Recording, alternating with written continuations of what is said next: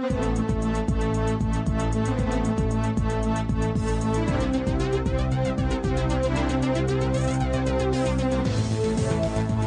out there in CGS land, and welcome to a very special, non-numerical, non-sequential, but totally celebrational episode of Comic Geek Speak, which is produced for a special express purpose. Well, I suppose you could say two of them.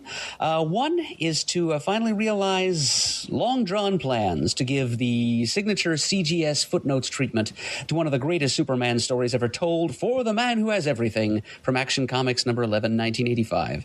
And for reason number two, and more important of the two, frankly, is to give our special salute and to pay much-deserved respects to a man who's been a great friend of this podcast over the years and who is entering kind of a transitional phase in life at this moment as we speak. I speak of Dr. Eamonn Clarke of the United Kingdom, who has been a listener to this show and a generous donor to all of our efforts, and just a Father Christmas-worthy donator of holiday presents to us over the years, just trying to contribute to our education in the sphere of the best in British comics. Mm-hmm.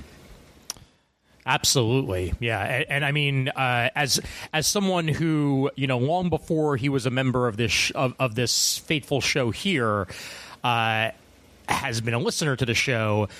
If there's a name I've heard more than probably any other when it comes to fans, it's been Eamonn Clarke. I mean, he's been behind the scenes fixture many a time. Has been on the show a couple of times himself. And honestly, I wish him nothing but the best in his future endeavors as he heads towards that next adventure, whatever that may be. So this Footnotes that you are all about to hear has already been recorded to get behind the scenes a little bit there, and it is going to be a doozy. With Peter the Rios and Adam the Murdough. Opining page-by-page footnote style for a solid 4 spankin' hours. Maybe a little less than that once Peter cuts it down. But it's roughly, that. It's longer than our average Crisis tapes and worth every moment and every panel of the way, just as a way of paying tribute to Eamonn Clarke, you know, who's seems a perfect retirement gift for a real life man who has everything, to give the CGS spectacular treatment to the story For the Man Who Has Everything. Oh, absolutely. Yep, 100%. Chris, I'm curious what your history is with For the Man Who Has Everything, and where you place it on the echelon. I mean, it obviously is one of the greatest stories ever told, but what is it to you? Absolutely. Well, you know what's interesting, Ian, is that I think I've only read that story maybe once or twice in my comic reading life, and not recently. So what I'm going to do is, I mean, I remember how great it is, but I'm going to definitely read it again. So then when I listen to this much anticipated opus, I'll have a fresh take on it. But Murdough, I'm just already in awe. I haven't even heard it yet, but I 4 hours. For some people that think that was torturous with you and Peter involved, sublime. Oh, yeah. Can't wait. I hope we've got a few mind blowers in store for you, Chris. Well, my actually, funny enough, my first experience with For the Man Who Has Everything was actually in animated form. And I don't know if you guys bring that up at all during your opus that we're going to experience, but count on it. Excellent. The Justice League episode For the Man Who Has Everything is easily one of my favorite episodes of the entire series, and they capture the book beautifully. Obviously there's some changes for animation, but they really get the spirit of it down in ways that I was honestly not expecting them to be able to achieve, and they really did. I actually just reread For the Man Who Has Everything for the first time in quite some time earlier tonight before we were recording, just to reflect on it. And I think before I listen to the Footnotes, I will rewatch that Justice League episode as well, because I feel like they're companion pieces in many ways. Oh, sure. Well, it was adapted for the small screen by J.M. DeMatteis. Yes, so he's no small talent himself. And you know what season of Justice League that episode was in? I'd like to believe that's the it may have even been how the second season started. Okay. If I'm remembering correctly. Let's see. Yep. Season 1, episode 2. All right. Is For the Man Who Has Everything. So, yeah, actually, that early on, I completely forgot that was the second episode of Justice League Unlimited. So, okay. Which would, I guess, technically be the third season altogether. And thank you. Yeah, absolutely well done. As you said, J.M. DeMatteis, the writer of that, and directed by Dan Reba back in 2004. Yep. Very good stuff. Well, Eamon, here's to your future endeavors very, very much. And I also want to mention, as you all just did as well, that how much I appreciate all the wonderful Christmas gifts he sent the studios over the years, and how thoughtful they are, and they're also tailored to each of our interests and personalities. I mean, what a wonderful friend listener to the show. And I also want to compliment him and congratulate him on, being so fortunate that he lives in a sane country that values, the happiness of retirement and doesn't put, work ahead of everything else like other countries. So I raise a glass to you in Great Britain, sir. You are sensible and sane and healthy and happier than us. Amen to that. I will remember as long as I live the time that we went over to London for the Los Coco, the London Super Comic Convention. Jamie was along, he and his sister, and they got to have their trip to London and Wales. And Eamon presented him with a copy of Avengers #4. Ah, that's right. Yep. Jamie was he was speechless. I mean, as if that trip was just a landmark occasion in his sadly soon-to-be terminated life. And Eamon made it all the more happy and memorable for yet another display of his peerless generosity. Yes. So I join Chris in hoisting a beverage in your honor. It's organic clementine soda. It's not exactly the most British of beverages. It's actually imported from Italy, but it's the thought that counts, I'm sure. It's closer than you, Merv, but geographically, mine's Korean barley tea. So, Well, mine at the moment is seltzer made in a seltzer maker. So that's in a red party cup. In a red party cup, exactly, because I know how to roll. But I'll also say that there are very few people that can say that they attempted to iron the pants, and that is something that Eamonn Clarke attempted. Back in 2009, episode 747, Comic Talk Mailbag Edition. It had an iron to pants, and it was submitted by the one and only Eamonn Clarke. So if you want to hear the segment that only happened a few times, that is one of those times right there. Enough said. Pants would not allow it to happen more than a few times. Exactly. Terrific. Well, sir, I will not delay your 4-hour epic much longer here. I will just once again say, from the three of us, here, and we hope you enjoy your gift, because it is a gift to you, the listeners, along with you, Eamon, as I cannot frickin' wait to go on many long walks to finish this 4-hour epic adventure. Here's to you, sir.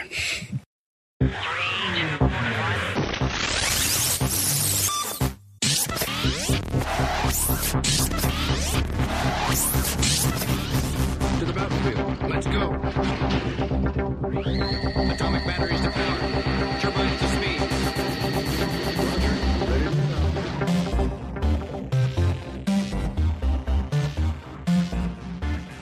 And suddenly, joining me here in the Fortress of Solitude is Peter J. Rios. How are you doing, Peter? I'm doing well. I think that's one of the first times my middle initial was thrown out there on the show. Yep. We're laying it all out. Yeah. Yeah. Secrets. No. So we would like to continue to extend retirement wishes to our good friend Dr. Eamonn Clarke over there in the United Kingdom. You said 36 years? Mm-hmm. This story is 36 years. It was released in June of 1985. That's a little uncanny. That never even occurred to me. There you go. So Synergy. We planned this as a gift for the man who has everything, and sure enough, it's wow. So it's celebrating a career in professional medicine that's exactly coterminous with the publishing life of this story. That's amazing. I don't know what was said, in the intro, but Eamonn went by Caliban on the forums, on the old CGS forums. Mm-hmm. Probably every 2000 AD or Judge Dredd comic or Ballad of Halo or whatever that is sitting on my shelf over there is probably because of Eamonn. If not 100%, pretty close. In my case, I think it is 100%. Yeah. His unflagging generosity to us over the years, contributing to our continuing education in the greatest in British comics. Yeah. Because every Christmas we get a parcel from him. All of us, all active geeks, get something new in British comics to read as a Christmas present. And because everything comes back to 2000 AD. Eamonn also... unfortunately, I didn't listen to him, but Eamonn also delivered a few Stump the Rios segments. I'm fairly certain he probably stumped me on those. And Eamonn does a podcast of his own, Mega City Book Club. Mm-hmm. I've been a guest on that podcast once to talk about nice. DR and Quinch. Okay. Creations of Alan Moore, just to segue into what we're going to be doing here, and Alan Davis, humor strip. Nice. So we are recording this before they do the intro, so maybe the info will get repeated. But that podcast is celebrating 5 years. It started in May of 2016, and there was a most recent episode as of September 12th on the third Batman and Judge Dredd comic, The Ultimate Riddle. So I went back and listened to the very first episode that they did on Dan Dare, that Eamonn and his guest did on one of the Dan Dare volumes. So if you want to know everything about 2000, it's a podcast all about collected editions of the Galaxy's Greatest Comic 2000 AD and other British comics, hosted by Eamonn Clarke. And you can check that out on Twitter, MCBC Podcast, or megacitybookclub.blogspot.com. It's a great podcast because I know so little about it. That was one of the great things about the forums, especially like the CGS UK contingency, they were constantly schooling us on all of that. So it was so great. So what are we doing here? As a little retirement gift for the man who has everything, we're going to talk about a story entitled For the Man Who Has Everything, which is Superman Volume 1, Annual Number 11, which hit stands back in June of 1985, June 20th to be precise, I think, if we can trust the checklist at the back. And this is a story that we've been thinking about footnoting for some time. I don't remember precisely if it was Eamonn's original suggestion that we do this, but he was certainly in favor of it because it was he who, again, his unstinting generosity with us poor culturally impoverished Yanks over here, he went to bat for us and he dug up some extra reading copies of Superman Annual Number 11, not the easiest comic to find, and he mailed them over here for us to use for this very purpose. And I have with me right now the very copy that Eamonn sent back in spring of 2016, no less. So this has kind of been on the back burner for a while now, but in hindsight, I'm glad that we didn't get around to it until now because it does, I think, make a nice little retirement gift and a way of saying thanks to Eamonn for all that he's given to and done for us here on this podcast over the years. Right. So we're going to be doing the footnotes treatment on Superman Annual Number 11 by the Watchmen creative team of Alan Moore and Dave Gibbons, and we're going to be picking it apart page by page, panel by panel, throwing in little trivia tidbits here and there, as is our wont. Yeah. Alan Moore, Dave Gibbons, who also did the letters, and Tom Ziuko on colors and edited by Julius Schwartz. This is we talked a little bit before we started recording. I had read this before. I really need to figure out how I read it before because I don't own a copy. I'm reading it on the DCU app, on the DCU Infinite app, and all its glorious updated coloring that they did for one of the trades, one of the many trades that this story is in, whether it's like an Alan Moore trade or, greatest Superman stories or whatever. So I'm coming at it, sort of new within the last probably 15 years for sure, if not more. And you said this is also, you're sort of new to reading it in the past, 5-6 years, right? Yeah. Right. Prior to that, well, as I told you before we started recording, I knew it only by reputation, and we both said we knew the big beats of the story because it's been talked about and written about. And I can remember going back to being a Wizard magazine reader in the late 90s. They did some kind of top 10 list of comics' greatest moments. I'm sure at least one of them came from this story we're about to read. But I didn't actually read the story in all its depth and detail for the first time until 5 years ago when Eamonn sent this copy over here. Right. Because I thought we were going to be doing this a little closer to that date, but as it turns out, we're not doing it until now. So obviously, I reread it a couple of times in anticipation of what we're going to be doing here, and it deserves its reputation. It's got to be one of the best Superman stories of that decade, if not of all time. Right, and it has a legacy. There are probably, even if people haven't read the issue, if you've seen the Justice League cartoon, the Justice League animated, and obviously they didn't use Robin, but it was Batman and Wonder Woman and Mongol, and it was an adaptation, I believe, by J.M. DeMatteis, I think, the Amadeus. That's the way I remember it, too. The adaptation. On the Supergirl TV show, they did an episode loosely based on this. And apparently there were also chapters of Injustice Gods Among Us Year 3, that was kind of like an alternate version of this story. So there's probably been more. And that's not even to say the appearances of the Black Mercy in things like Green Lantern Corps in 2008. And Mongol has certainly appeared, throughout the DC universe after this. But I wanted to watch the cartoon again for this episode. I did not. But that episode, I do remember seeing that episode. And it's, as close as an adaptation that it can be for however long those episodes are. So, yep, something like a 22-minute running time, I think. Sure. Half-hour show. Can we put into context a little bit real quick before we start? Let's put a couple things into context here. Just because I did the notes, and that's what Footnotes is about, right? Of course. Right there in the name. Right. Okay. So we're talking about the year 1985, June 1985. Also out this month was Superman 411, which is the infamous birthday issue for Julius Schwartz, which is the one they did in secret behind his back. So I don't know how they managed to cover image of Julie sitting at his desk, and then there's a big word balloon with people saying, "Happy birthday, Julie! We've got a surprise for you." And right.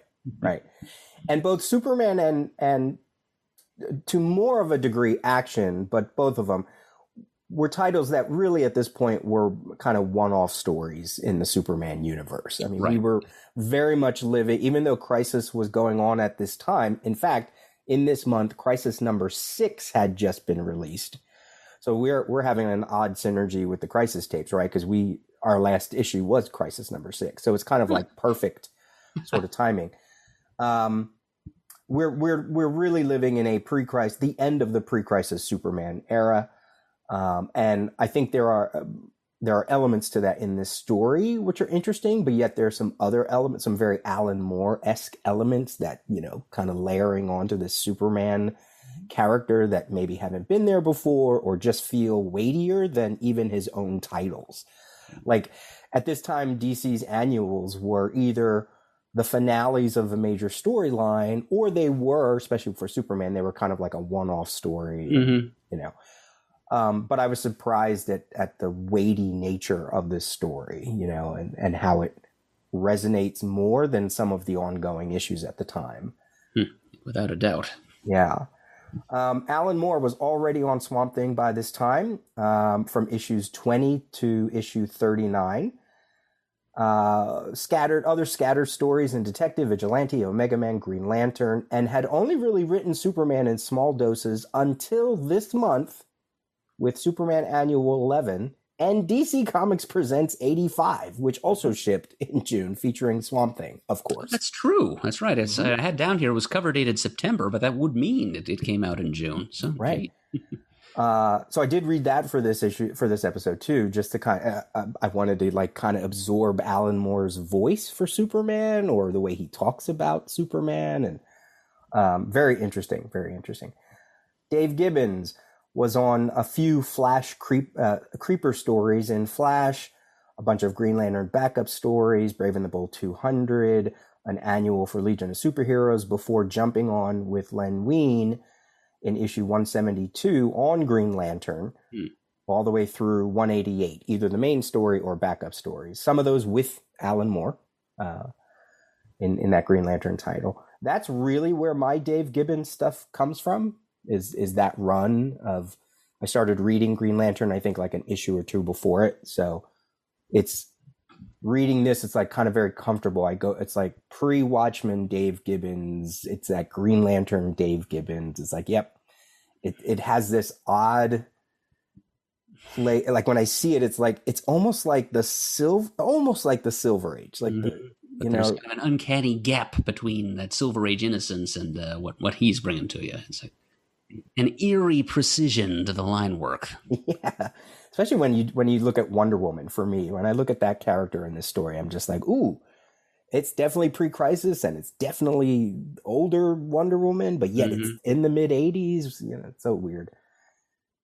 Tom Zuko is all over the place in DC Comics. I mean, just pick a title, Gem, Atari Force Action, Superman Family, Captain Carrot, etc., etc. Watchmen, the first issue of Watchmen would ship in June of 1986, so a year after this, which means they definitely were working on Watchmen at this point in some capacity.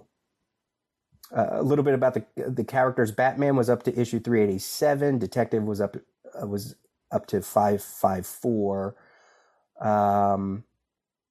Wonder Woman was 2 issues away from her series ending.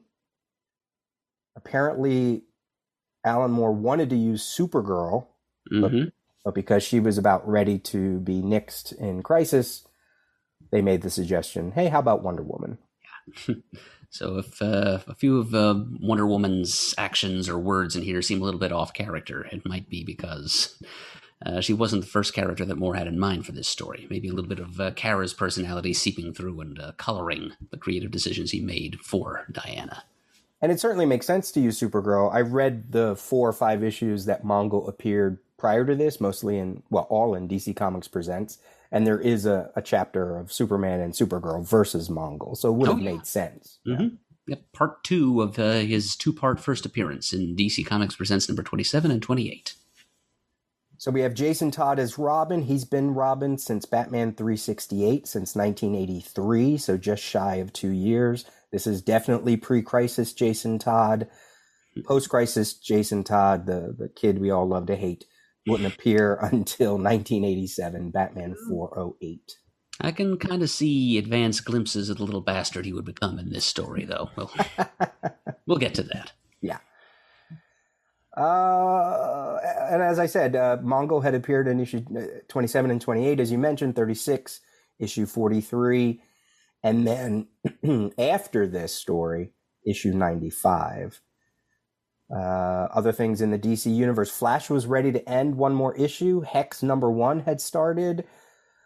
In Green Lantern, the whole reveal of Predator and Star Sapphire. JLA was in the Detroit era, et cetera, et cetera. So we are, really in the last year, you could say, of the pre-Crisis or Bronze Age DC universe. Because even after Crisis, as we talk about in Crisis tapes, there still was a cooling period. So, so that's it. That's the little context there. Well, thank you for that 1985 pre-Crisis status report. All right, let's do the book. All right.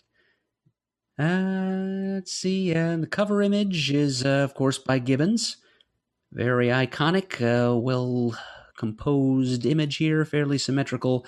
You got Superman in the foreground in the coils of the Black Mercy. You got Mongol looming up behind him with a villainous grin on his face. You've got Wonder Woman to the right side, Batman and Robin to the left. Good symmetry there. Looking on in horror, and looming in the background are the phantasmal spires of the the Krypton of Superman's hallucination. Of course, the average browser at the time wouldn't know that that's Krypton necessarily. They'd assume it's just it might be from the 30th century, it might be from some other alien world that Superman and or Mongul have been dueling on.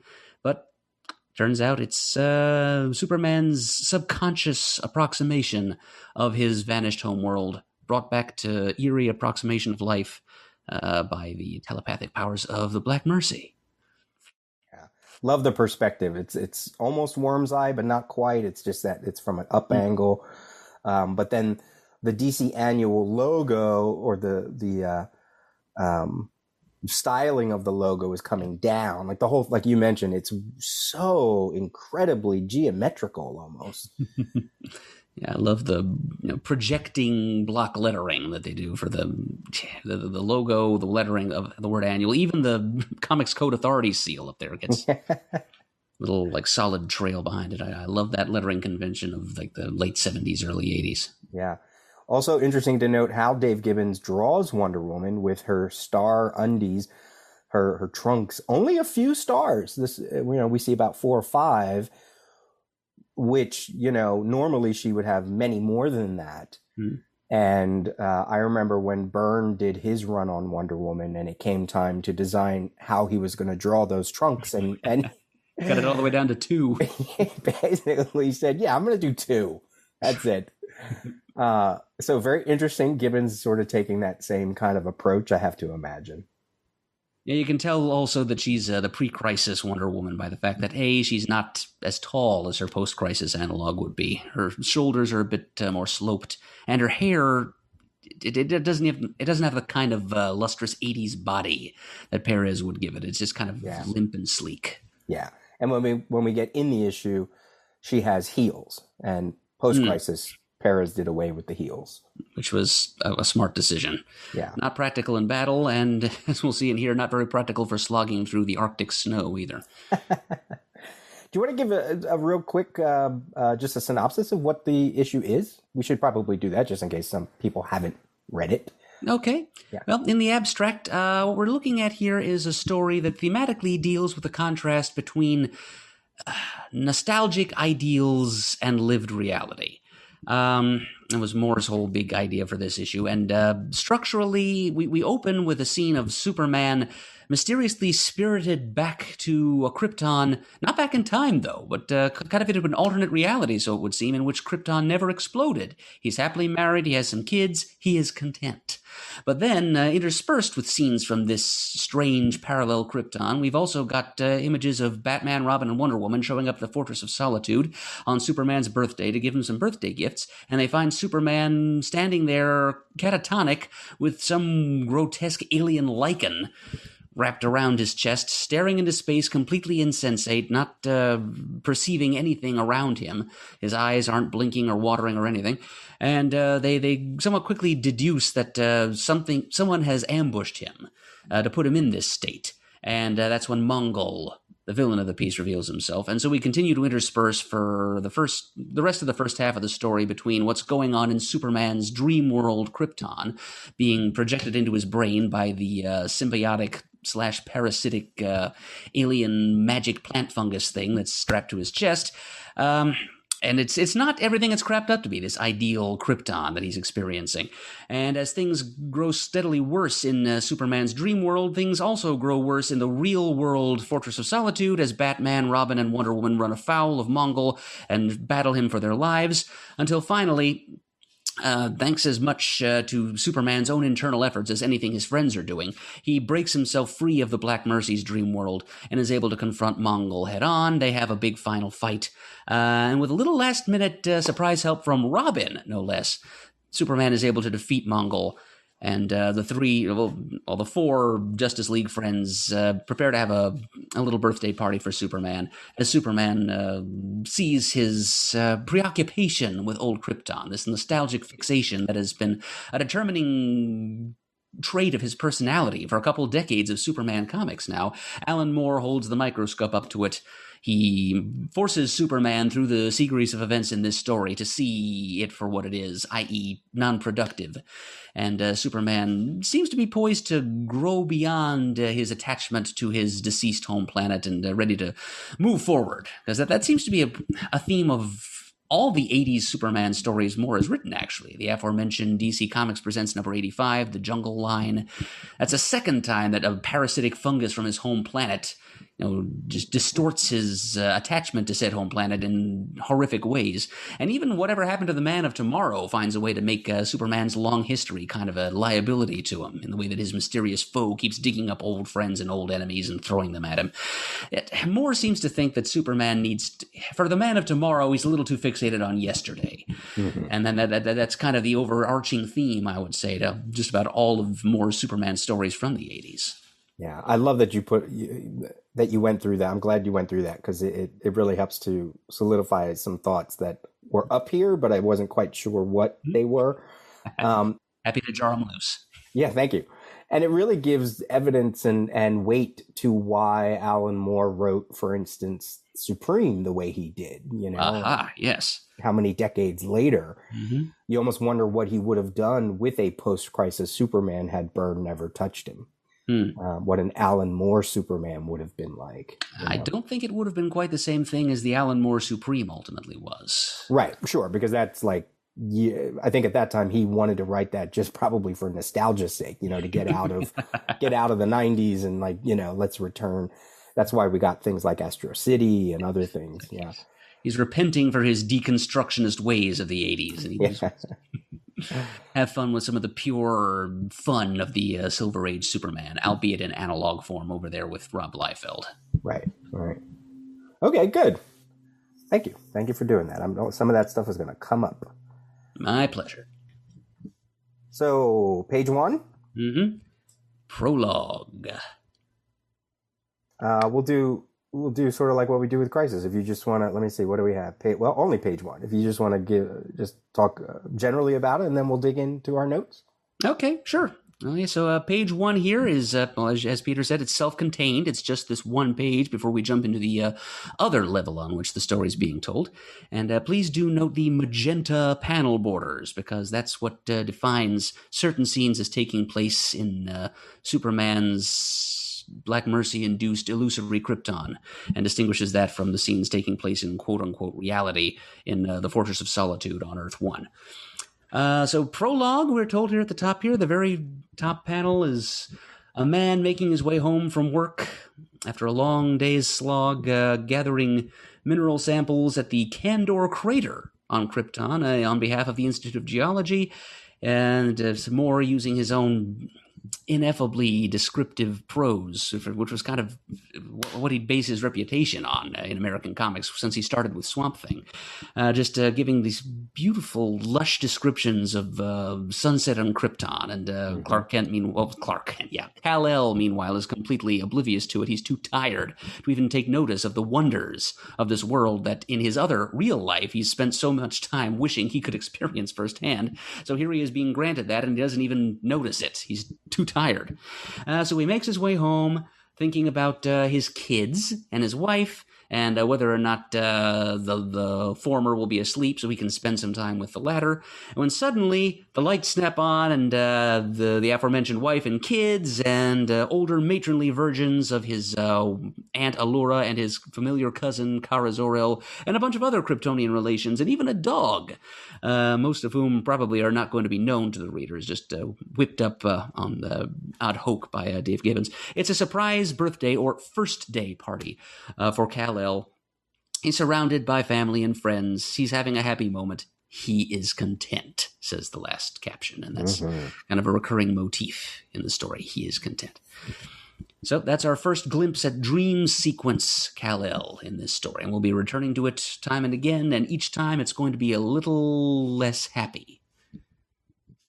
I like what you said about the narrative part, because it made me realize that Alan Moore only really does that in the mind of Superman. And when we cut back to the Fortress of Solitude, it's all dialogue. Right. except for when we get to the big battle at the end. Oh, that's true. Yeah, he breaks into he goes into heavy purple prose mode then. Yeah. Something needs to happen just to dress up a couple of pages of two powerful aliens punching each other, Yeah. So he just shifts into to do what became his bread and butter, his claim to fame from his time on Swamp Thing. These beautifully imagistic descriptions. Oh, and it's so good, right? Red Evening because of the red sun of Krypton. Right? Uh-huh.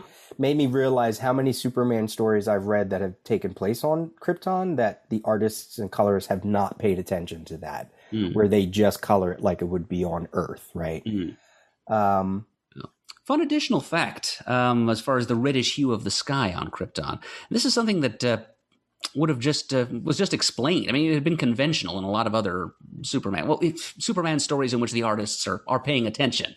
Right. As you pointed out, not every artist that's drawn Krypton has taken into account the red sun and the effect that would have on the coloration of the stratosphere. But another explanation for the red skies of Krypton came just a couple of months before this story, 3 months actually, in DC Comics Presents number 82, which was a Superman and Adam Strange team-up, in which it was explained that the skies over Krypton long ago were impregnated with a kind of crystalline dust that's reddish in color as a repellent against a demonic being called Zazura, who was allergic in some way to this crystal. And so that's another explanation for why the skies on Krypton, when properly colored, are reddish in hue. Not just because the sun is filtering through that color, but also because they needed to keep out this demon lady named Zazura, who I doubt Moore, Gibbons, and Ziuko were thinking about that when they did it. Right. Mentions the Mesa of Diamond. I have to imagine that they're referencing the Jewel Mountain by that, right? Absolutely, yeah. Which has been a feature of the Kryptonian landscape since the Silver Age days. The first time they were mentioned was in Superman number 141 in 1960. And apparently the Jewel Mountains were created by an accumulation of the crystalline skeletons of giant crystalline bird creatures that had filled the skies of prehistoric Krypton. They were part of that planet's prehistoric megafauna. And when they died, their skeletons kind of ossified into these gigantic mountains of jewel. And that was Superman 141, you said? Yep. Oh, so that's the first appearance of his wife, Lila Laurel. Oh, yeah, we're going to be coming back to that issue a few times, actually. Yeah. That is the great 3-part Silver Age novel, Superman's Return to Krypton. Oh, it's so interesting to look back on that story. I immediately looked up a map. I Google searched a map of Krypton. There are several, obviously. Several really great ones, and boy, Alan Moore just about touched everything in this entire story. The Jewel Mountains, the gold volcano, the different cities, which we'll get to here and there, and other areas of Krypton. It was just so amazing I think I learned more about Krypton in this issue, or it cemented all those elements because they're practically all in there. And it's so great. Just so interesting. That was good of Moore to put in the time to do that research. Yeah. Look at a couple of maps and diagrams. Although credit has to be given to the man who, more than any other single creator, did his part to flesh out the world of Krypton, its geography and culture and so forth, and that's E. Nelson Bridwell. Yes. Who was the writer of the World of Krypton series of backup stories that ran in Superman back in the early 70s. He wrote the Krypton Chronicles later on. So a lot of what Moore is referencing here, Bridwell created out of whole cloth. Great. It took me a while to realize what it was, what the Kandor crater was. I don't know why it didn't trigger any. I know it's going to come up later, so I don't know if we want to talk about it now or not. But in this first page, when it was mentioned that he's cataloging specimens in the Kandor crater, I was like, oh, what happened? What happened? I said to myself, like a bad comic book reader, like that I couldn't figure it out, right? But in my mind, because this is a Superman story where Krypton hasn't exploded, I'm not thinking in those terms, right? I think that's why I was sort of questioning what a crater in Kandor would mean, right? Mm-hmm. Because there are no Superman adventures in this fantasy world. So That doesn't mean Brainiac didn't come by. That's right, and that's obviously what happened, So that was very interesting. That when I got to that page later, I went, "Oh, duh, yeah, of course." Now, it's also kind of our first hint that this Superman fantasy Krypton thing is not it's not as much as advertised. Yeah. Because if you think about it, why would Superman be fantasizing? Why would his ideal version of Krypton even have Brainiac stealing one of its cities and taking away some of Superman's relatives, like his father's cousin Van Z, who later, in Earth 1 real continuity, became Nightwing, like the Batman of the Bottle City. He was in Kandor, and so as we keep going here, we'll see more and more deviations from what you would expect Kal-El's perfect Krypton to be. Right, and that's kind of your first hint, And Cal's, I did want to just quick mention in that first panel, the long rectangular one at the top of the page, which is not only a gorgeous cinematic long shot with Kal-El walking along that tiny figure along the skywalk towards his dwelling place, but over on the left we see a foreshadowing of one of the major conflicts of this strand of the plot. We see the top half of Jaxer's bald head and the international and interplanetary, it turns out, symbol for amnesty. Two hands side by side bound by manacles. So that's foreshadowing the Phantom Zone criminal liberation campaign. Yeah, there's a lot in here that, we mentioned Watchmen. Dave Gibbons, there's a feast for the eyes. I mean, there's a lot of things in here. That third panel when he opens the door, that damn well looks like a General Zod toy, a little stuffed toy there. Oh yeah, a little chest symbol and the military cap. Yeah, like on Krypton, he's not General Zod the villain.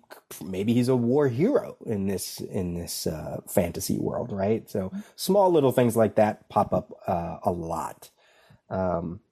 So it's nice to know that there's the beginnings of what will become Watchmen are already playing out right here.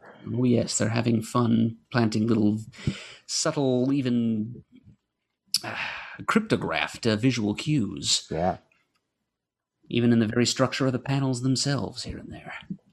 I'm just jumping around on my notes. So, by all means, if you want to cut in anywhere. Oh, sure. Well, as far as Kal, just his job in this world being working at the Institute of Geology. Yeah. I'm just wondering if that was chosen because it's the most boring possible way for Superman or for Kal to interact with his long lost and now illusorily returned to him homeworld as possible by studying it on the mineral level, or is it just a bleed through of memories of his real life on Earth 1 as his most of his first-hand familiarity with Krypton being in the form of radioactive rocks that drop out of the sky, i.e. kryptonite.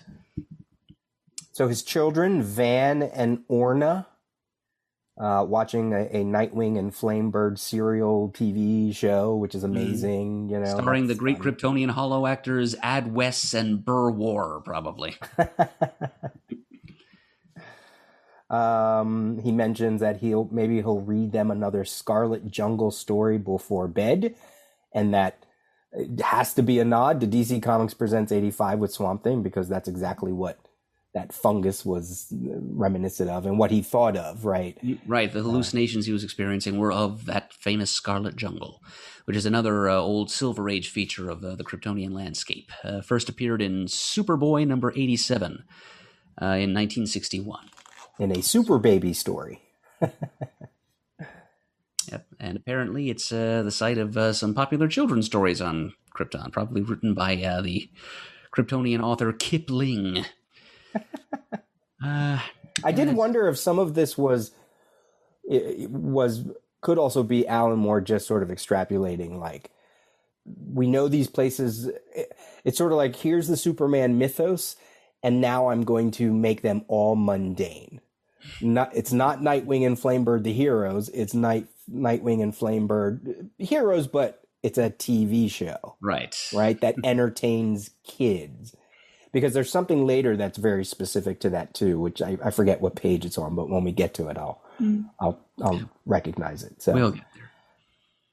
So then we get to Inside with Lila Laryl, as you mentioned, Superman 141, where she was an actress. Boy, that story, at least where she first appears, they must kiss about. There's at least 12 different panels of them kissing and falling in love, and it almost feels like a romance story, which I guess in 1960 would play, right?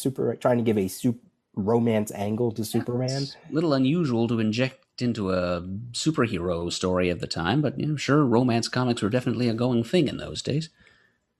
And if you look on the walls there in the fourth panel, just before he gets into the party room, you can see some movie posters on the wall. Right. From Lila Larrell's career as an emotion movie actress, which is a genre or medium of Kryptonian filmmaking.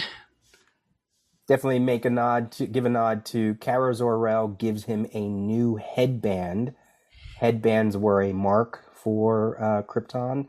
When she got her new costume in Daring New Adventures of Supergirl issue number 13 or whatever, shortly after, she would also put a headband on in honor of Krypton. And also in honor of the 1980s. Yeah. But I think that's because Jor-El has always had one too, like the Silver Age Jor-El design. Yeah. Which we're going to see in a couple pages. Notice that Lila has been given red hair here, probably I'm pretty sure she was blonde in Superman number 141. Yes. Just to avoid confusion visually with Kara. And of course, when she was first introduced, one of his first word balloons was, if she has the initials LL, I think he says something like, I'll probably fall in love with her. And of course she does. Yes, it's one of those peculiar little, started as a coincidence in the Superman comics. Like everybody he ran into, especially the females, had the initials LL, and so eventually the writers started doing it on purpose. Yeah. And that's all my notes for that page. Other than to mention what you said, his weariness lifts. The man has his family about him. He is content. That's kind of the setup. One of the first setups. One of the first descriptions of what this dream world is based on, and we're going to get a better explanation later. Let's see. Only other things I had were, as far as his kids' names, I don't know where the name Orna came from, but Van might be in honor of the aforementioned Van Z, Superman's cousin once removed, who would have vanished from the face of Krypton when Brainiac miniaturized and stole the city of Kandor, where Van Z lived. So Van L, Kal-El's son here, may have been named in honor of him. Yeah, Orna I am not sure of. And general remark about Kryptonian birthdays for an alternative and far less positive perspective on the cultural importance of birthdays on pre-crisis Krypton. Check out, where is that issue? The Superman number 249, March of 1972, for a less celebratory perspective on Kryptonian birthdays. That was also the first appearance of Terra Man, incidentally. Superman was experiencing Great Depression at some point, and he didn't realize that it was because it was his birthday. And it's some kind of racial memory thing with Kryptonians, that every so few birthdays they set aside for great sadness and bereavement, and just to contemplate the tragedy of existence. And at some point as a kid, he actually, in Smallville, he hypnotized himself to forget his Kryptonian birthday. So, but not so in this dream world. His first day is an occasion for celebration, and all his family's there, and he is content. Sort of like a Spock thing, I guess. Sort of. The whole Pon farr thing. Oh, also, he's wearing glasses. Clark Kent wears glasses, right? Great point. Yeah. All right. Let's see. We have page 2, 3, 4, and 5. So that's 4 pages we get to spend here in what passes for Superman's reality. As his friends begin to arrive, it's Wonder Woman and Superman and Batman, his closest confidants in the super community. Wonder Woman arrives by Invisible Jet, Batman and Robin by Batwing. They all greet each other, share a little bit of small talk. This is Wonder Woman's first meeting with Jason Todd. They make their way through the giant door of the Fortress of Solitude, which is standing wide open, which probably should have been their first hint that something is amiss. They go inside, they exchange notes about what gifts they've decided to give him, which is a little more foreshadowing for later. And they get inside, and Robin is the first one to notice Superman standing there, catatonic, with this creature called this plant fungus lichen thing wrapped around him, an empty capsule container, and some gift wrap lying at his feet. So Batman immediately starts putting the clues together as to what's going on here. As we move on to page 5, after that big splash page with the title and the credits and Superman standing there completely zonked, they begin examining the scene of the crime, as it were, wondering and worrying as to what has happened. And Batman is the first to realize that he's completely imperceptive. He's been thrust into a mental hallucination. His eyes aren't receiving any light impulses. He can't see or hear or feel anything happening around him. He's in a world of his own. And there's always these little definite transitional choices that Moore uses to trigger shifts in readers' perspective between the real world and Superman's fantasy world. Right. And in this case, he's in a world of his own, and that's what launches us back to said fantasy on page 6. But let's stop and take a look back at page 2. Awesome. And the very first thing I'll mention, the establishing caption there at the top of that page, the Arctic Circle, which is where the Fortress of Solitude was located in pre-crisis reality, February 29th. It's interesting that the Man of Steel has adopted that as his date of birth because back in the 40s, Captain Marvel did the same thing. Oh. Yeah, because I guess Billy Batson had a birthday, but the Captain felt jealous that he didn't have a birthday of his own. So I think that he asked the readers to suggest a birthday for him or to allow him to borrow their birthdays. And it might have just been that the writer had always planned to give Captain Marvel February 29th as a birth date, since it's leap year and it's a rarity. It only happens once every 4 years. It's a good, weird day for a fictional character like Captain Marvel or Superman to have an earthly birthday. And so whether a young reader suggested it or not, that's what Captain Marvel ended up with. And Superman, who has been accused of copycatting Captain Marvel in other ways and vice versa, he ends up taking that birth date for his date of birth in the Kryptonian calendar is the 35th of Eorks, the year 9998. But I guess he decided to go with February 29th. As his earthly equivalent. Right. And that has been established. Did you say when? I think even as early as the 70s or maybe even earlier. But I remember it on a calendar somewhere, like in one of the DC Daily Planets or Ask the Answer Man or something like that. The Amazing World of DC Comics? Yeah, probably. Yes. Yeah. My though, was there was no February 29th in 1985. Well, that is true. There's a February 29th in 1984. So I almost wondered, first of all, how early was this written? Was it almost like an inventory issue? Like, did they save it? Which I can't imagine they did. And then Moore had to go and write out Supergirl from his original script and just insert Wonder Woman at the last minute. I don't know. I just thought that was very interesting. It's released in 1985. There is no February 29th in 1985, and I was like, what? So it can take place in 1988, right? But if I think about it and I go, okay, could it, even though the book was released in 85, could the story be released in 84? And the answer is yes. It would still fit with how early Jason Todd was as Robin. It would put him at maybe 2 or 3 issues after his appearance, or maybe a little bit more than that. It would give credence to the fact that Wonder Woman hadn't met him yet. Mm-hmm. And it still fits with all of Mongel's previous appearances. That there were none between 1984 and 1985. So I just thought there is no what's the deal there? Or is there a deal? Or did Alan Moore just say, well, in the DC universe, there's always a February 29th? Wonder Woman saying, oh, of course, the new Robin. And then mentioning his appearance similar to Dick Grayson. You look so much like Dick. It's like, just picture Jason thinking, thank you.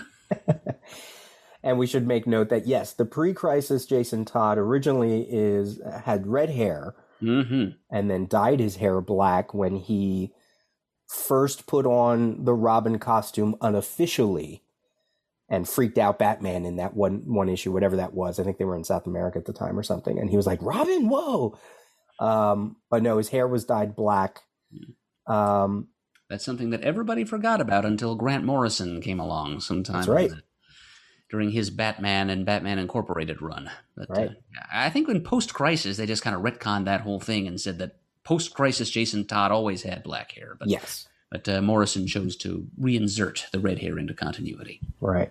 And I made a note that if this was post-crisis Jason and she said, well, you kind of look like Dick Grayson, he probably would have thrown a fit. Just because of, his attitude at that time. Right. Yeah. Welcome to an interesting career. That was an interesting comment by Wonder Woman to Jason Todd, sort of welcoming this new Robin. Certainly readers were still trying to welcome this new Robin, regardless of whether it's pre or post-crisis Jason Todd. There were readers. I mean, at this point, it is 1985. He's had 2 years, but there still were people who were like, okay, who is this kid? Not easy being the new guy. And I think that's all I have for that. Oh, well, what do you have? Maybe you might have what I... Well, panel 4, Wonder Woman saying, let's get inside before you two freeze. I mean, she is superhuman, so she's probably got a pretty well-insulated muscle structure there, but I feel bad for Jason because the world's greatest detective, the man who's prepared for anything, didn't think to tell him to wear long pants for this trip to the Arctic Circle. He's standing there in his usual little trunks and pixie boots, freezing his Gazorkov. So Batman is a little bit of a jerk, and he proves it again in panels 5 and 6 there, which are taken right out of like Adam West Batman territory, where Robin makes a crack about before us two freeze with her dressed like that, and Batman just says, "Think clean thoughts, chum," and then smirks as the three of them make their way towards the giant open door of the fortress. But yeah, just calling his Robin chum is not something that most writers would have Batman do, even as far back as 1985. And also says something about his character that he probably is thinking it too, to some degree, because why would he tell Robin not to think that if he wasn't thinking that, right? Because clearly Robin has, he's a kid, he's a teenager, whatever. So. Yeah, I love that. I love that little play. There's a lot going on in that sentence. Page 3. Diana complaining about the inaccessibility of the fortress. Every time I come here, that ice slope up to the entrance gets steeper. I wish someone would tell him that not everyone can fly. So there's another pre-crisis versus post-crisis hint there, because post-crisis, Diana masters her wind gliding ability to a significantly greater degree than she ever did pre-crisis. Right. She didn't even get the invisible plane until John Byrne's run again. And here she is complaining about her inability to fly. And she points up another famous first for Jason. It's his first meeting with Wonder Woman and also his first visit to the Fortress of Solitude. He mentions he has met Superman by now. I was trying to figure out where that was within the context of the story. I ran out of time, but they're probably a World's Finest or that could very easily be, because that was still being published. Yeah. As of 85 or 84, when this may have taken place on leap year of 84. Batman says, well, if you make a profession out of that mask, you'll probably see a lot worse. And I thought, whoa, there's some foreshadowing. Joker with a crowbar. Oh, ouch. Notice the giant golden key up on its peg. Oh, yes. In the background there in panel 3, which you don't often see, really. Usually it's sitting out there in the snow, looking like a giant directional finder, which is supposed to be its camouflage. So you don't usually see an image of Superman's bothering to put the key away. There's an interesting this conversation that we had about Dave Gibbons and his artwork, and I have a couple points about the Fortress later, but there's this very interesting kind of down-to-earth feeling for the way Gibbons draws the Fortress, and yet there still are elements of wonder, but yet it feels very mundane, sort of like a key just hanging on the wall, you know? And I'm going to point that out in a couple other pages too, where Gibbons, the approach of the Fortress is not as grand as other people, but yet the elements are there. It's clearly the Fortress, but it feels like it's like just a warehouse in the Arctic. Well, I think we'll see a little bit more about that once we get to the big fight scene towards the end. Yes, that's where my notes are. Okay, good. Where Mongol and Superman are tumbling from room to room, so we really get to see a little more of the interior of the place. Oh yeah, they're in panel 2, occasioning that remark of Batman's that you mentioned, of how he's going to see a lot worse. Jason says, "This is a big place, isn't it? I bet there's some scary stuff in here." Foreshadowing. Yeah. Okay, and then they start talking about the gifts. Yeah, what do you make of Batman's gift? Well, it's pretty clearly symbolic. Right. It's playing into Moore's theme of sending Superman on a psychological journey of breaking with his attachment to his old homeworld and then starting to move forward. So here's Batman, who has used his Bruce Wayne fortune to pay a horticulturist to breed a new strain of rose called the Krypton. So there you go. The rose is kind of symbolically connected to the planet. And feeds into the title of the story. I'm pretty certain no one else will have got him flowers. And then, of course, you turn the page, and he's wrapped up in a quote-unquote flower. Yes, it kind of looks like a cross between a bouquet of roses and a clot of barnacles from hell. Each one of the little polyps, whatever you want to call it, has a little tongue sticking out of it. It's just... Yeah, but it's right in line with kind of the H.R. Giger-esque creature design of the period. Yeah, you think about it, like the tentacles have like thorns, right, to attach onto the body. Mm-hmm. And those little squiggly things could be the way that it breathes, right? Like, plants breathe or maybe pollinate or whatever, but like it could be a thing, maybe even for Superman, right? Like maybe... Because as they remark later, the thing is entering into his body. Maybe, and if he is in this catatonic state, he still has to breathe. So maybe those things are like the way oxygen gets into his body. Well, he's Kryptonian though too, so who knows what the hell? Right. That's probably an important mitigating factor here. I kind of envision the little tendrils writhing slowly and subtly. Yeah. Kind of like the tentacles of the Sarlacc coming out of the pit of Carcoon in Return of the Jedi. It's interesting. I love Dave Gibbons, the way he draws Superman. Just sort of so super still, right? Almost to the point where he looks like he could just be a statue in the fortress, right? Mm-hmm. Like if they didn't know better, they could, oh look, Superman's got a statue of himself right there at the He's got statues of all kinds of stuff, right? And that's where I noticed the key in that splash page. I didn't realize it was there earlier, but I noticed it right there. You see it pretty clearly hanging on the wall. Smaller than it usually is, right? Usually it's much bigger.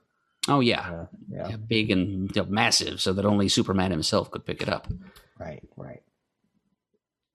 And you can kind of see the Aurora Borealis through the open door in the background. Mm-hmm. Mm-hmm. What do you make of the title? Is the title connected to anything else? A poem, a comment, or is it just Alan Moore? It's kind of a common piece of advertising copy. Okay. Just to sell things that no one really wants or needs to people who are desperately looking for gifts for people that they don't know what to give. Right. And so that flowery script is sort of like gift card or gift catalog reminiscent in my mind. And there's the credits there, which we've already gone over. Yep, that's all my notes for that page. Mm-hmm. Okay, and then at the top of page 5, our heroes begin the process of observation and deduction, trying to reverse engineer what happened to Superman here.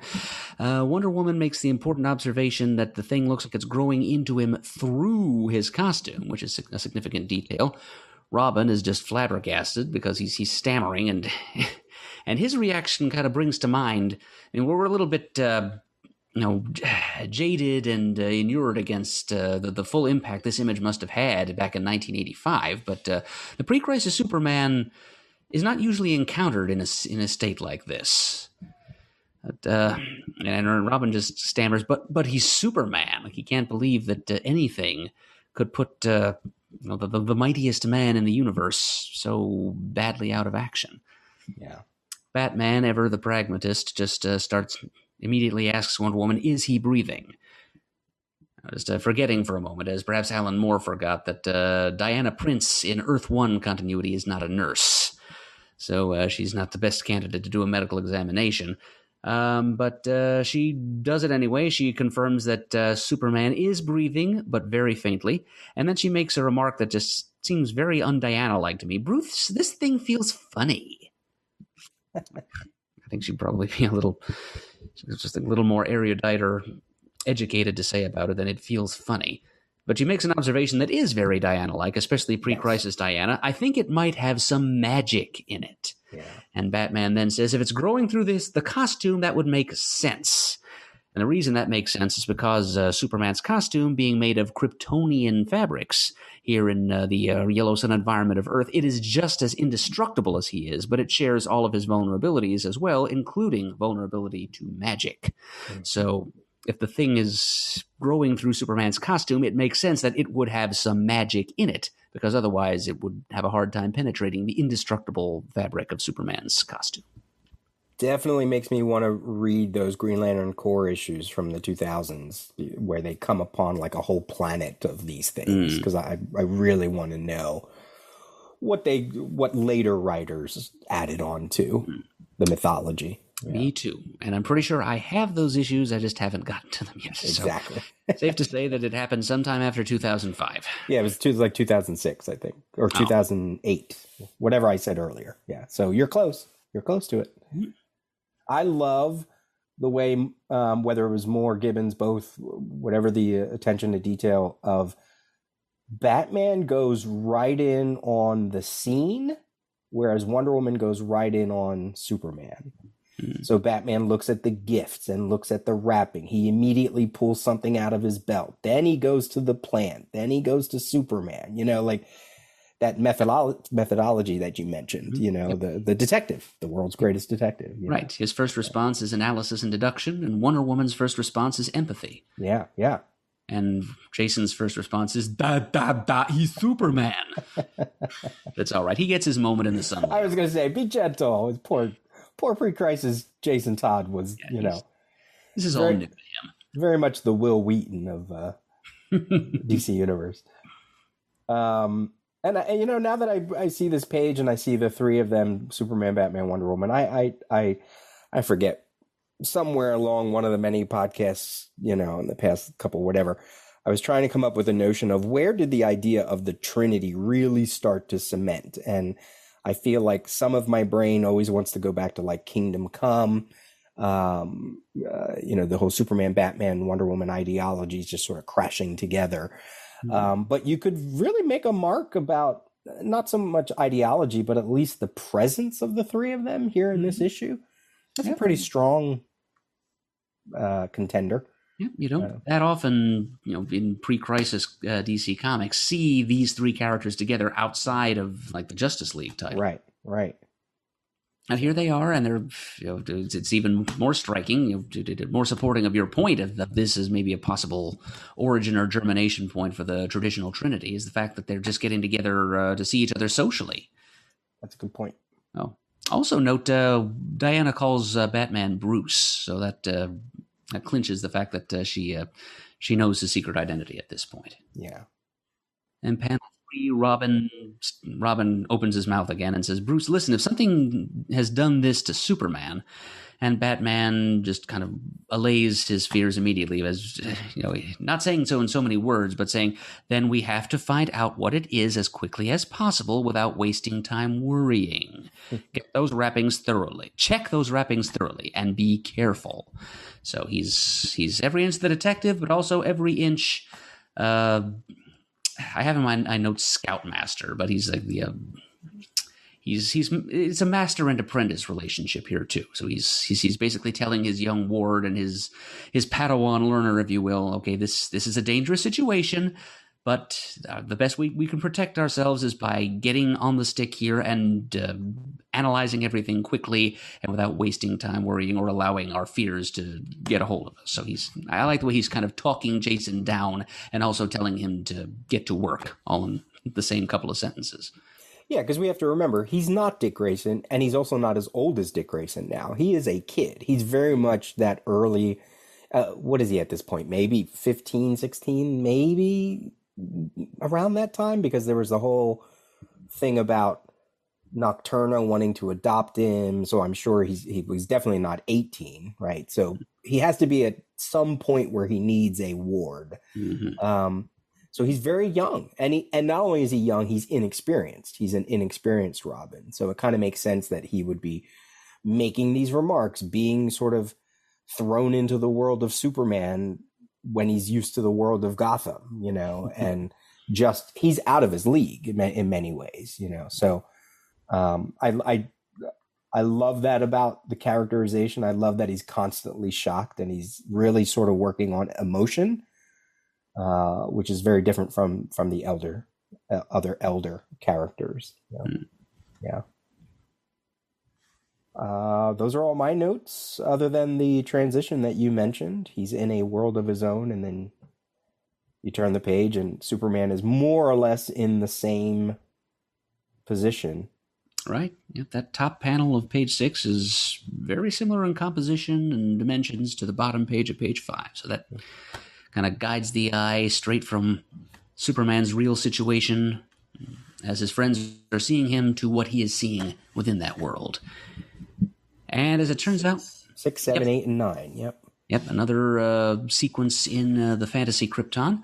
And it's in the aftermath of his first day party. Cal is interacting with his wife in this reality, former actress Lila Laurel. They're discussing Cal's father, Jor-El, whom we'll meet on the very next page, and how difficult he has been, how difficult it has been to keep the family together with his kind of pernicious influence over the past few years, how he's been a kind of a divisive presence, how he won't talk to these people, these relatives, and they won't talk to him, and how silly and avoidable it all is. And ultimately, Cal and Lila go to bed and just decide to sleep on it. But then we segue directly to the next morning on page 7, where Cal meets with Jor-El as he's concluding a meeting with some other people, some somewhat sketchy religious and military leaders on this version of Krypton. And Cal does not approve of his father meeting with these people or his involvement in what is called the Old Krypton Movement, which is kind of a fundamentalist, reactionary, cultural movement on this version of Krypton. And they continue to have an argument about that, and Jor-El finds a way to turn things around on Cal and how disappointed he is in Cal for having chosen the career he did, which then leads to him just going back onto very well retread ground for him over the past 20 years about how his life and career have been ruined by how wrong he was about Krypton exploding 20 years ago. How his career never recovered from that, and his mental health has kind of deteriorated. He's become bitter and resentful, and his whole family's life has suffered because of it. Finally, Cal just says, sometimes I think you wish Krypton had exploded after all. I have to go now.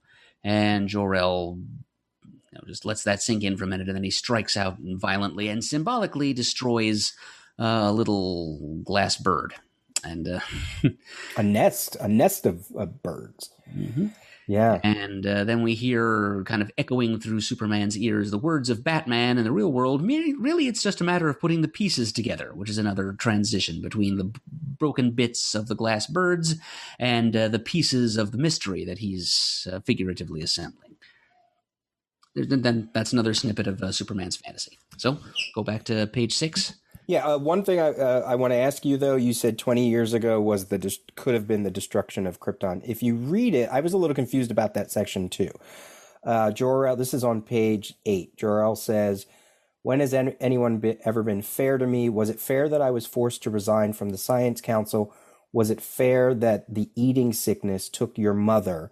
Then Clarke says that was 20 years ago. Okay, so the death of Lara was 20 years ago. I think so, right? Because Clarke would have been a baby, and he has a wife and a family in 20 years. Just doesn't make sense. Yeah, an older baby. I mean, it's the attitude of the DC editorial staff was that he was old enough that he was just beginning to talk, and old enough that he was able to retain some actual firsthand recollection of the world of Krypton. Probably like 2 or 3, you're thinking?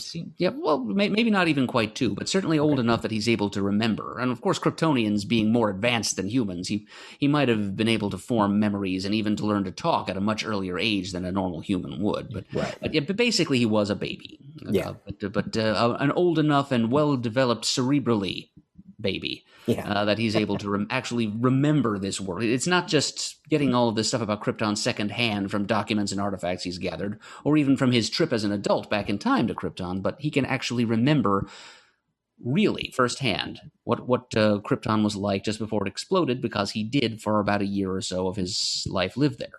Right. But yeah, so you do make a good point there, Peter. The averted destruction of Krypton in this fantasy timeline probably would be more than 20 years ago, because Kal has got to be more than like 21 or 22 years old. Yeah, I mean, he has kids that are clearly almost 7, 8 years old, it looks like, if not more. So, to have a family like that. Yeah, because when I first read that, I thought that too. I said, whoa, 20 years ago? That's it? That's all it's been since Jor-El messed up and I was like, oh no, 20 years probably since Lara died. And then who knows how many years before that was the destruction of, quote unquote, the destruction. So just wanted to point that out there. Yes, so page 6. Firstly, I'm noticing it on this page for the first time. Tom Zuko's coloring, the mood, the atmosphere for Krypton. It is late. It's after the party, and as you mentioned, the conversation of Jor-El comes up because he did not attend the party. But I love the very sort of red, yellow, and blue of the previous sequence, and the other coloring that is going on in Krypton. So great, just really great. Mm-hmm. And I'm sure that was something that Gibbons probably, and more, they're very aware of how to talk about art and coloring. And I wonder, I'd have to imagine that Gibbons was probably feeding some direction, as well. Maybe not all the time, but beautiful page on 6. Oh, yes. A little bit of Kryptonian mood indigo. Let's see. Panel 4, there's little Kryptonian Roombas puttering around Clarke and Lila's feet, the Row Butlers. And on the next panel, you can see another one of Lila's movie posters, and you can just kind of make out the approach to Kryptonese lettering here is apparently that it looks a lot like the Roman alphabet, except kind of bigger and blockier. And you look at it, and it looks alien, but you can still kind of read it, even as you look at it. So you can make out some letters on this poster that seem to begin to say, "The Spade." And I'm pretty sure that's for The Space Explorers, which is the title of the movie that Lila Lerol was working on in Superman number 141, when a time-traveling Kal-El kind of blunders onto set and ends up getting hired to work on this movie with her. So that's the kind of memento that Kal and Lila would want to keep around the apartment as a reminder of how they met. She kept mentioning in that story that Superman's costume just looked like a silly spaceman's costume or something like that. Aunt Allura, Allura, although I'm fairly certain it's usually with one L. Allura in Z. Little minor point there. I've most often seen it spelled with two L's, although really? I think the Earth 2 universe version, Power Girl's mom, I think that might have been with one L. Okay. Kara's dad, Zor-El, has been dead for 3 years at this point. I like what they say about what you mentioned about family arguing. He's so unreasonable, Cal, talking about Jor-El. I know he argued with his brother, but Zor-El's been dead for 3 years now. My father still won't speak to Allura or Kara. I know it's stupid. A stupid argument over politics. The politics that you mentioned and that we're going to see in a couple pages, I have to imagine. Jor-El really, one wrong, one miscalculation, and his whole presence, his whole, whatever the word I'm looking for, it just crashed. I mean, that's just, which, if you want to think back of like how everybody they called him crazy. Jor-El, you're crazy. You don't know what you're talking about. And then he turned out to be right. But what a way to be. It's so interesting. So he's validated, but the world explodes. So he never gets to, not that he was looking for it, but he never gets to be championed, that he figured this out.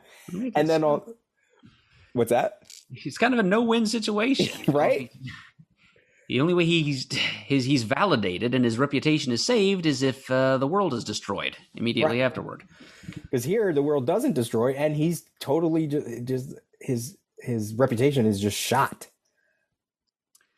Oh yes, and Alan Moore loves to give us sly little hints at Superman's sex life here and there. The scene ends with Cal saying to Lila, "Why did you ever give up acting for this?" And she says, as we cut to a tasteful long shot of the building they're living in, "I don't know, Cal. Remind me."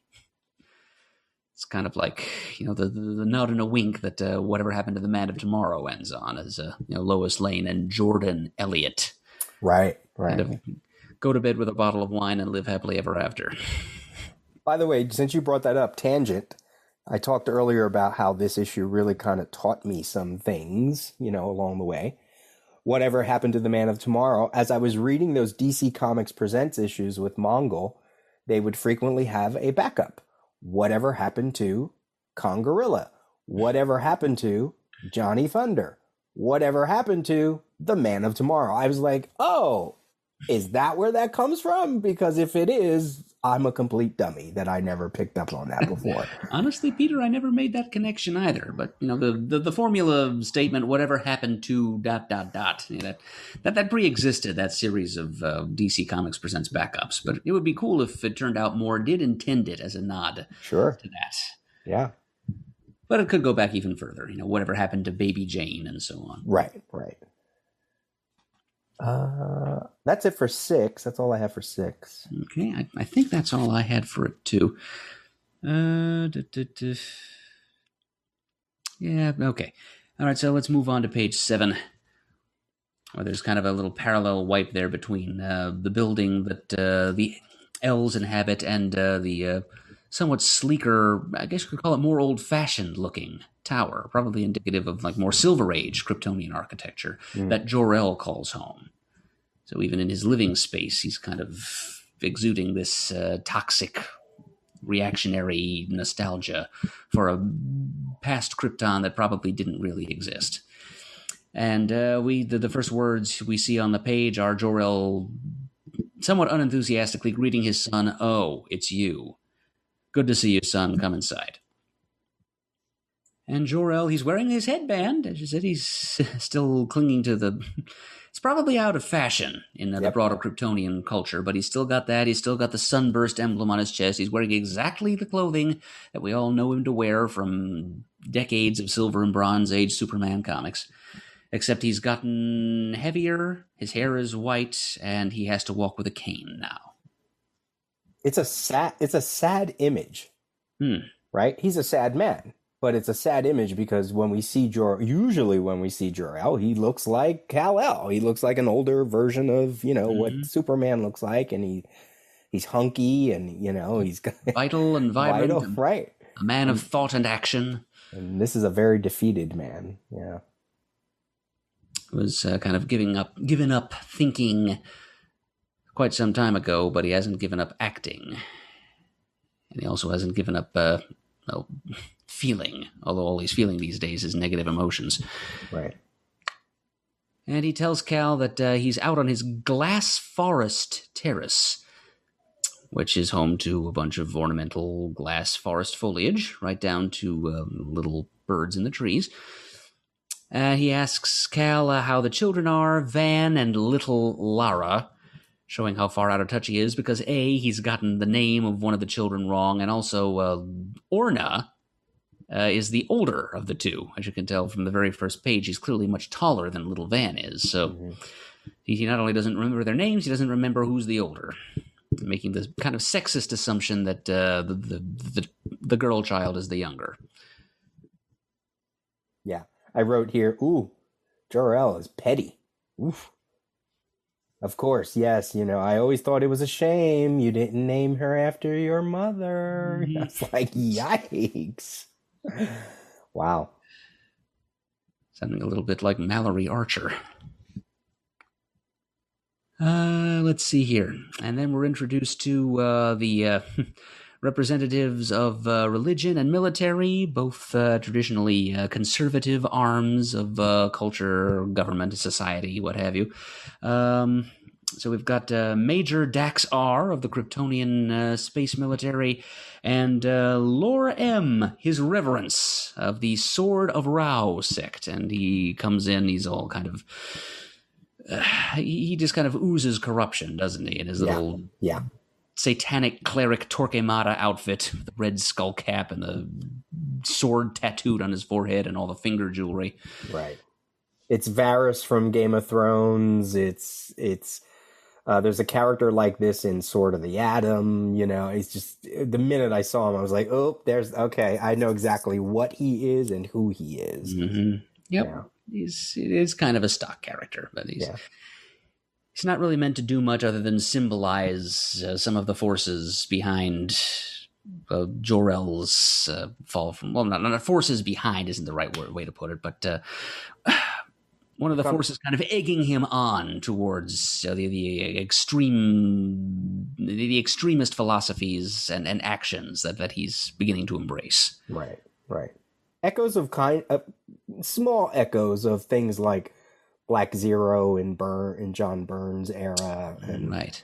I was trying to think if there was anything that existed prior to the crisis of that kind of nature, of that sort of negative force outside of like General Zod, but I just haven't read enough to know if there was any equivalent. I kind of don't think so. Yeah. Yeah. Pre-crisis, old Krypton was generally portrayed pretty positively. Right. And there were always some bad apples, but they were always kind of booted into the Phantom Zone pretty quickly afterwards. There was something about a war, like the last war ever fought on Krypton. I have that in my notes here. We'll talk about it on the next page. Okay. Lorem is definitely a name that has been used all the way through, like Man of Steel, the movie. All right. He was a member of the ruling council of Krypton, one of those who poo-poos Jor-El and his findings. Yeah. He has that very tall, like, it looks like the Stanley Cup on his head. And also Sword of Rao might possibly also have been used in Man of Steel, although I don't remember that terminology being used. Yeah, there is a cult of Rao that figures in the Krypton TV series on the Sci-Fi Channel. And he greets Cal as, oh yes, the one who married the actress, because it's... Yes, acting has been considered by the church or different sects or denominations of the church at different times as kind of a profligate and sinful profession. So he kind of grins unctuously at Cal as he mentions the actress he married. Notice the statues in, or the little, on panel 2, Jor-El and Lara, the little statuettes. Oh. Looks like they're... Well, maybe it's their front is facing us. Yeah, it might be the front. I can see a little circle on the chest of one of them. So yeah, that could be Jor-El. Good catch, Peter. The religious and military leaders depart, practically arm in arm, and Cal and Jor begin to have their little quarrel. Cal takes issue with his father associating with these people, and Jor responds, Cal, Lorem has a lot of people behind him, people with influence. If the old Krypton movement is to have any political strength in the chambers... Cal has obviously heard this mentioned before, and he says, old Krypton movement? You're really going through with that? And that launches Jor-El off on a little tirade that's illustrated in a long shot on the lower left of page 8, as we see a little bit of urban blight in Kryptonopolis, the Kryptonian city in which all this action is taking place, which became the capital of Krypton. After Kandor was abducted by Brainiac. And we see Kryptonopolis looking pretty seedy and slum-like, actually. We see another one of those amnesty for the Phantom Zone criminals with a big old Jaxer head on it down there on the lower right of that panel. Mm-hmm. We see some seedy-looking characters hanging out on a corner. We see a police vehicle going by with its lights blaring. And Jor-El describes what he sees as some of the problems afflicting Krypton nowadays. Look around you, Cal. What's happened to Krypton? There's the drug traffic in Glamour Salt and Hell Blossom coming in from Urkol. Okay, and Urkol, now this I'm sure was on one or two of those maps of Krypton. This whole page was like, okay, I pulled out the map and I went, here it is. Everything is on this map, yeah. Mm-hmm. Yep, Urkol was on... there are two main continental land masses on pre-crisis Krypton. There was Lurvan, which is kind of like the New World, the Americas, in that it was late to be settled by humanoid Kryptonians. And then there was the Old World, Urica. And Urkol is one of the older Kryptonian cities or settlements on Urica. And I mentioned the last war on Krypton, which happened... about 150 years Krypton time before Kal-El's birth. I'm trying to find where it is in my notes. But yeah, it was a war between Urkol and an alliance between Kandor and Kryptonopolis. On this map, it says Urkol was the oldest city on Krypton. I can believe it. And apparently there's a thriving drug trade there in this reality. Yeah, by the way, in that panel, just to further illustrate the downward slide of this city, going back to that conversation about the fortress too, I feel like, Gibbons is paying attention to that with the city. But that orange car vehicle in the front looks like it has broken windows, possibly, like it might even be run down. You're right. And there's the boarded up doors and the awning that is all just torn to pieces. Mm-hmm. Yeah. Somebody squatting in front of it as if, homeless and or panhandling. Yeah. Oh, yes. And then the racial trouble with the Vathlo Island immigrants. Something else that turns up on some old maps of Krypton. Yeah, Vathlo is the Kryptonian Africa, basically. And so the idea there was that is where Kryptonians who exhibit the set of phenotypes that collectively are thought of as black here on Earth, where black Kryptonians come from. That's an idea that goes back to those old World of Krypton stories that E. Nelson Bridwell put together. I have a first appearance here someplace. Superman number 234, February of 1971. And if you, in the current DC multiverse, if you step slide over to Earth 23, home of the man who had come to be known on Earth as President Calvin Ellis, he is a black Kryptonian, so his ancestors would have come from the island continent of Vathlo. Right. So that's why he's mentioning Vathlo Island in the same breath as racial troubles. DC's infatuation with creating whole islands of other quote-unquote people, in the Legion with Tyrock and Marzal, and it's like, okay. Very similar concept, yeah. Yikes. By the way, you mentioned Calvin Ellis in that Alan Moore DC Comics Presents story. Superman is infected by the fungus and has to rent a car, and he uses the name Cal Ellis, Calellis, super close to Calvin Ellis. And I absolutely. Is that a Grant Morrison coincidence? Is it Grant Morrison paying attention? What is the lineage between those two names? I don't know, but that's a tangent. But again, something I learned reading this. So, right. as I keep saying, read your books, kids. Read your books, because it fills in the gaps. Fine advice. Words to live by. And Clark, I love how Cal retorts, Father, Krypton is changing. The change is difficult. Extremist political groups aren't making it any easier. And then, so this personification, this characterization of Jor-El, when he lays right in and grubbing for rocks in the Kandor crater is, I suppose, I had great hopes for you, Cal. Mm-hmm. Yep, he's clearly on the wrong side of the argument, so he changes the subject with an ad hominem and just makes it about Cal instead for a minute. Yeah, I mean, but there's a little hint of truth, right? Because there should have been something bigger for Cal, right? If the world would have went the way it was supposed to go. Mm-hmm. And it hearkened to, I don't know if you've read Bendis's Superman or flipped through it or looked at it, where Jor-El is present in those stories, right? He has come from the past to the future, and he has the same kind of like white hair, and he has these same arguments, right? Where he's like saying to Superman, I sent you here. I thought you would do bigger things. Instead, you swaddled yourself in your baby's clothes and you coddle these humans, you know? And so when I read this little thing, I was like, oh, wow, there's that conversation of like a Jor-El kind of disappointed in what his son did when he had bigger hopes for him. So very interesting. A general expectation or assumption of fandom for decades had been that Jor-El would approve. Right.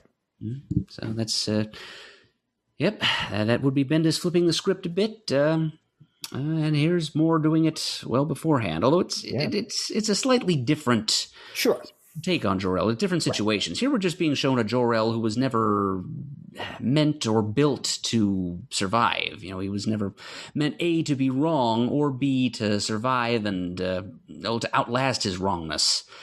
So here he is. His destiny as this great martyred genius has been thwarted, and he can't handle it. Yeah. And we also get this, and then Jor-El continues griping here. When has anyone ever been fair to me? Was it fair that I was forced to resign from the Science Council? Was it fair that the eating sickness took your mother?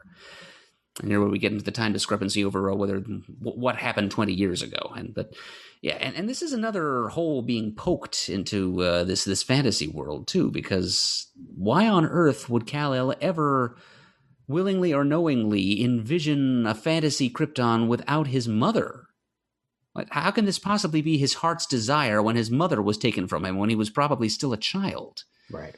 So, yeah, this is a point I'm going to come back to when probably closer to the end. But, this whole Black Mercy thing is, whatever Mongol paid or did to get his hands on it, he probably should be looking for a refund. Because well, when we get to that page where he does describe it, that's where I'm going to ask you a question. So maybe it'll come up there too. So, okay. Yeah, because I have thoughts about that as well.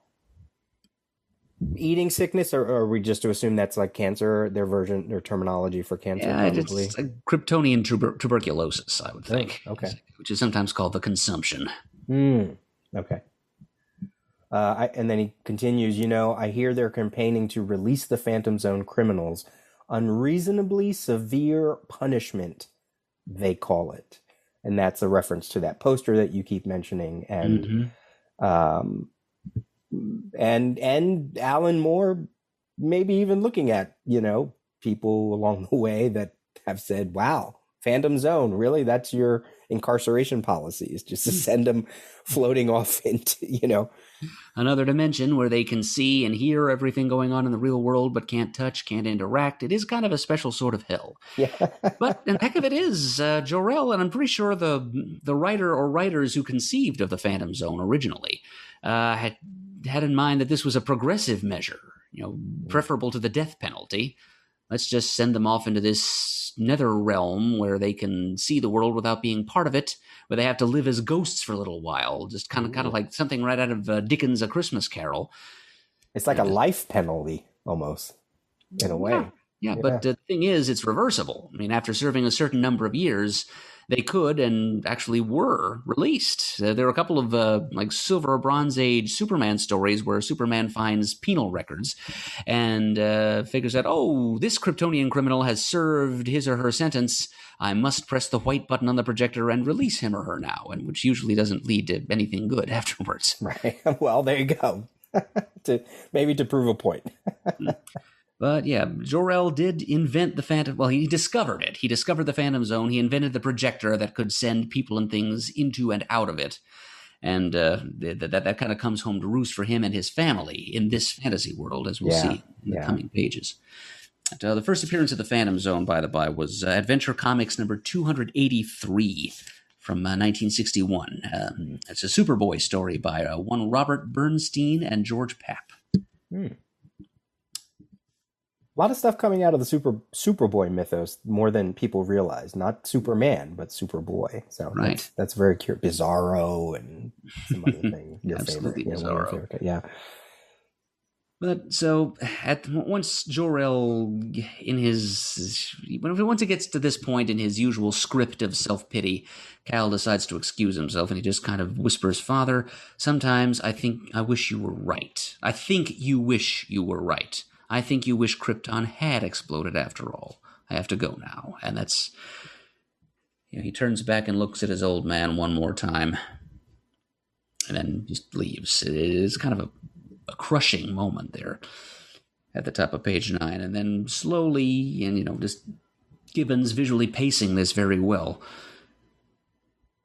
Kal's words kind of filter through to Jor-El. He grows gradually angrier, and then he takes his cane and in a very symbolic moment shatters that glass bird feeding its nest of baby birds.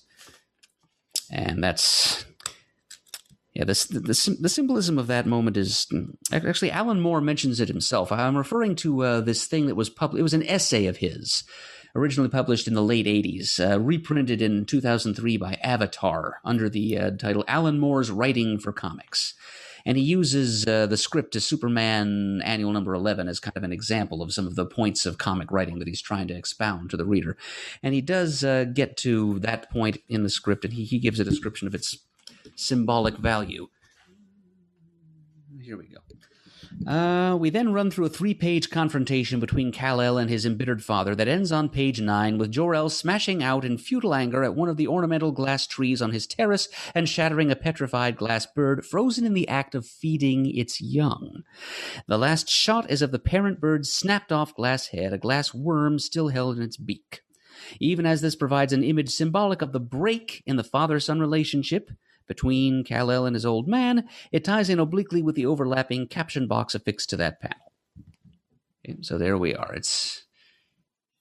Jor-El is kind of shattering his own family apart with his stubbornness and his cultural reactionary stance. And just as he's literally shattering this father bird trying to feed its young. Yeah. And from there, we segue back to the land of the living at the Fortress of Solitude. Another very well put together page here on page 10. Yeah, 10, 11, 12, and 13. It's also fairly talky and expository. But, okay, so a rundown of what happens here. We rejoin Batman, Robin, and Wonder Woman as they're kind of clustered around Superman's motionless, erect form.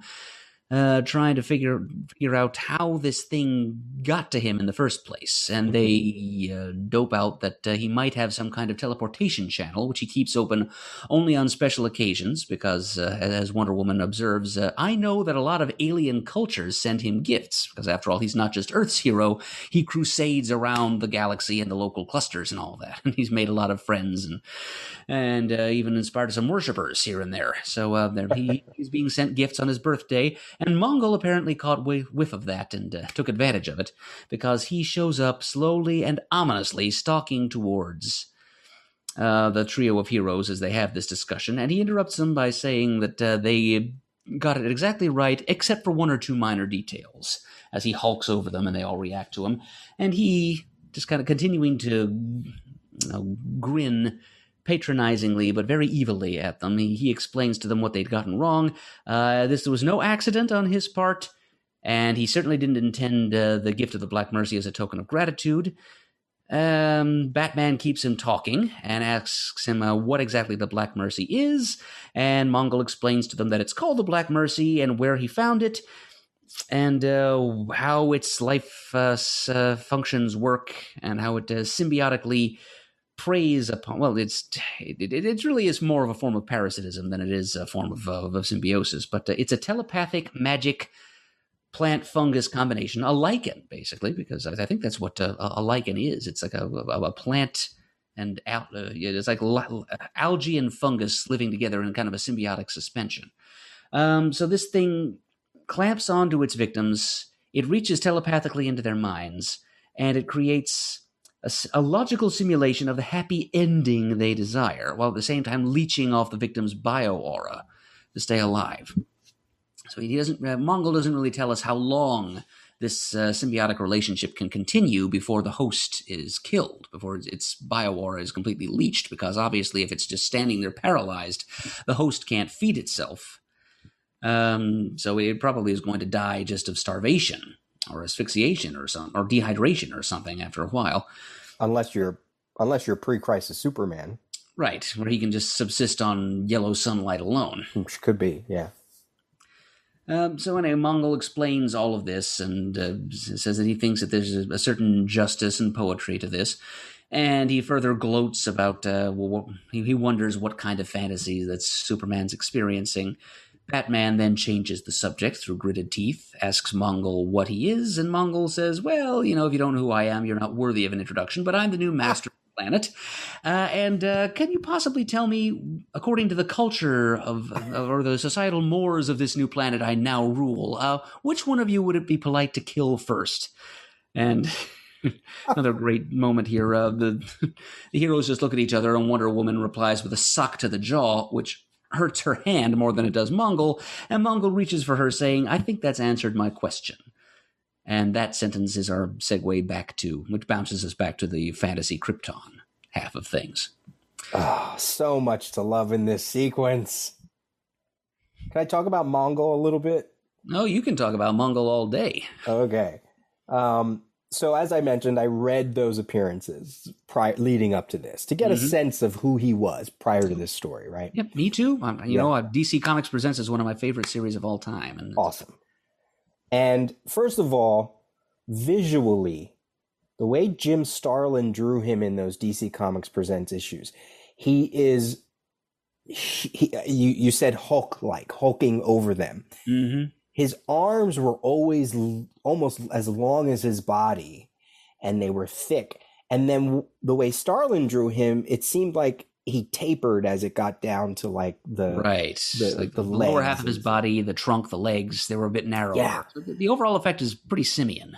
Yes, exactly. And I love that I love that distinction that later artists don't quite make. Gibbons right here, as a matter of fact. I mean, I do like Gibbons. I like his interpretation because at least he's tall, and when he stoops down to talk to Batman on that page, it's great because it's like, yeah, that's so, think of like you say, think of like an ape, a gorilla or something, that they don't always stand,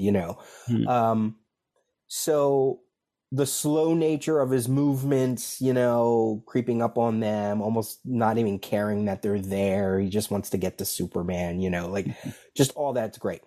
And then all that dialogue that you mentioned. Moore has, I think, elevated it slightly from what Len Wein and Paul Levitz, what they did prior. Yes, definitely. Because they just kind of had him bluster on like kind of your typical braggadocio or termagant figure, just this big conquering blunderbuss of a person. Right. Says the usual, he was designed to be an alien heavy, pretty much. Just another in a line of super powerful, super strong alien would-be conquerors that Superman had been fighting for a couple of decades. Right. He was kind of like the early 80s take on that little subtrope. So he just kind of said, he wasn't quite as refined in his speech as Moore makes him here. Right. And part of that is probably because he's in no need. He doesn't need to impress anybody. He doesn't need to bluster here. He's not demanding anything of these heroes he's addressing. As you said, he barely cares that they're there. So he's kind of amused by the whole situation, by the presence of these little earth insects that he's going to be squashing in a minute here. So he's so he's speaking kind of a bemused, high-flown manner for his own amusement, I think. And one of his big things is that, he was basically, cast out from controlling his people. And he always wants to get that back or find power to restore his power, right? Mm-hmm.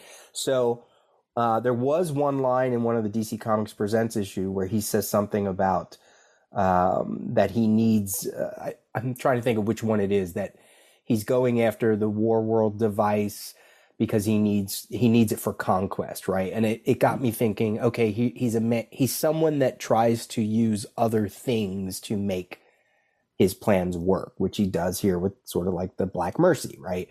Mm-hmm. The other element to him, though, that is in my mind that I used to always think of Mongol, I was like, okay, Mongol's just sort of like a second-rate Thanos, right? Mm-hmm. If you want to make...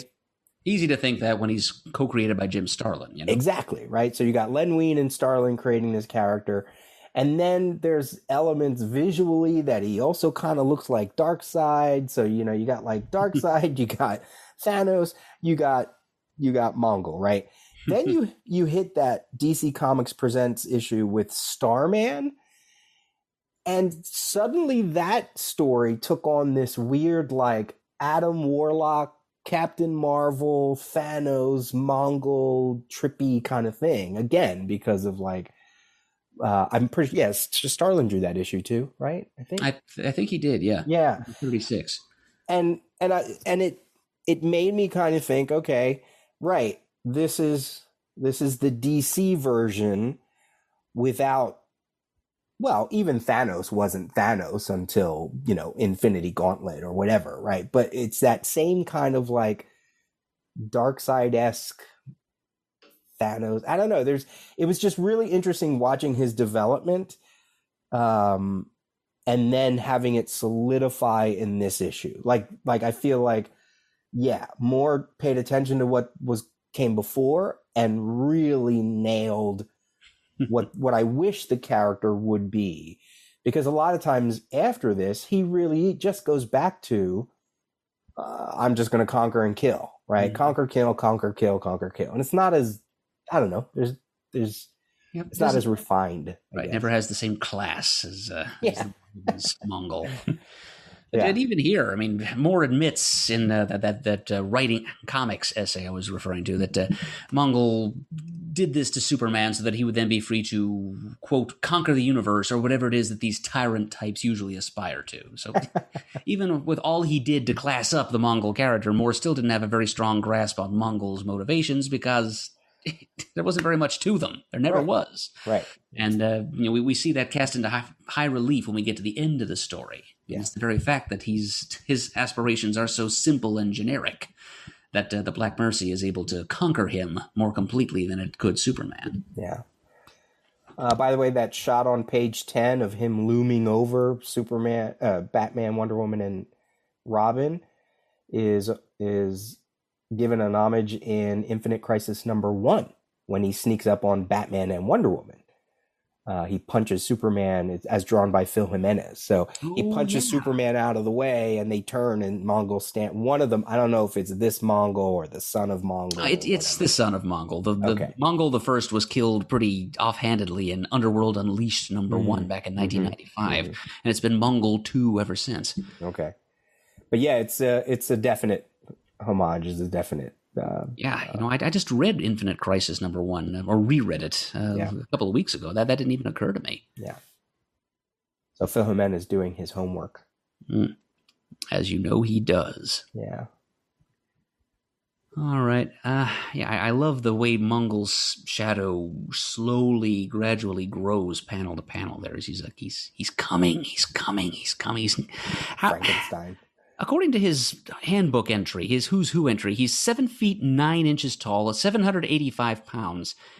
How he sneaks up on anyone, I don't know, but he succeeds here, and it's cool that Jason is the only one who notices and reacts with stark terror, and he can't even form the words to warn the other two that a giant, xanthophilic space ape is sneaking up on them, and there he is, and he's holding giant gloves. I mean, this is well pre-Infinity Gauntlet, but those gloves were not a part of his usual attire.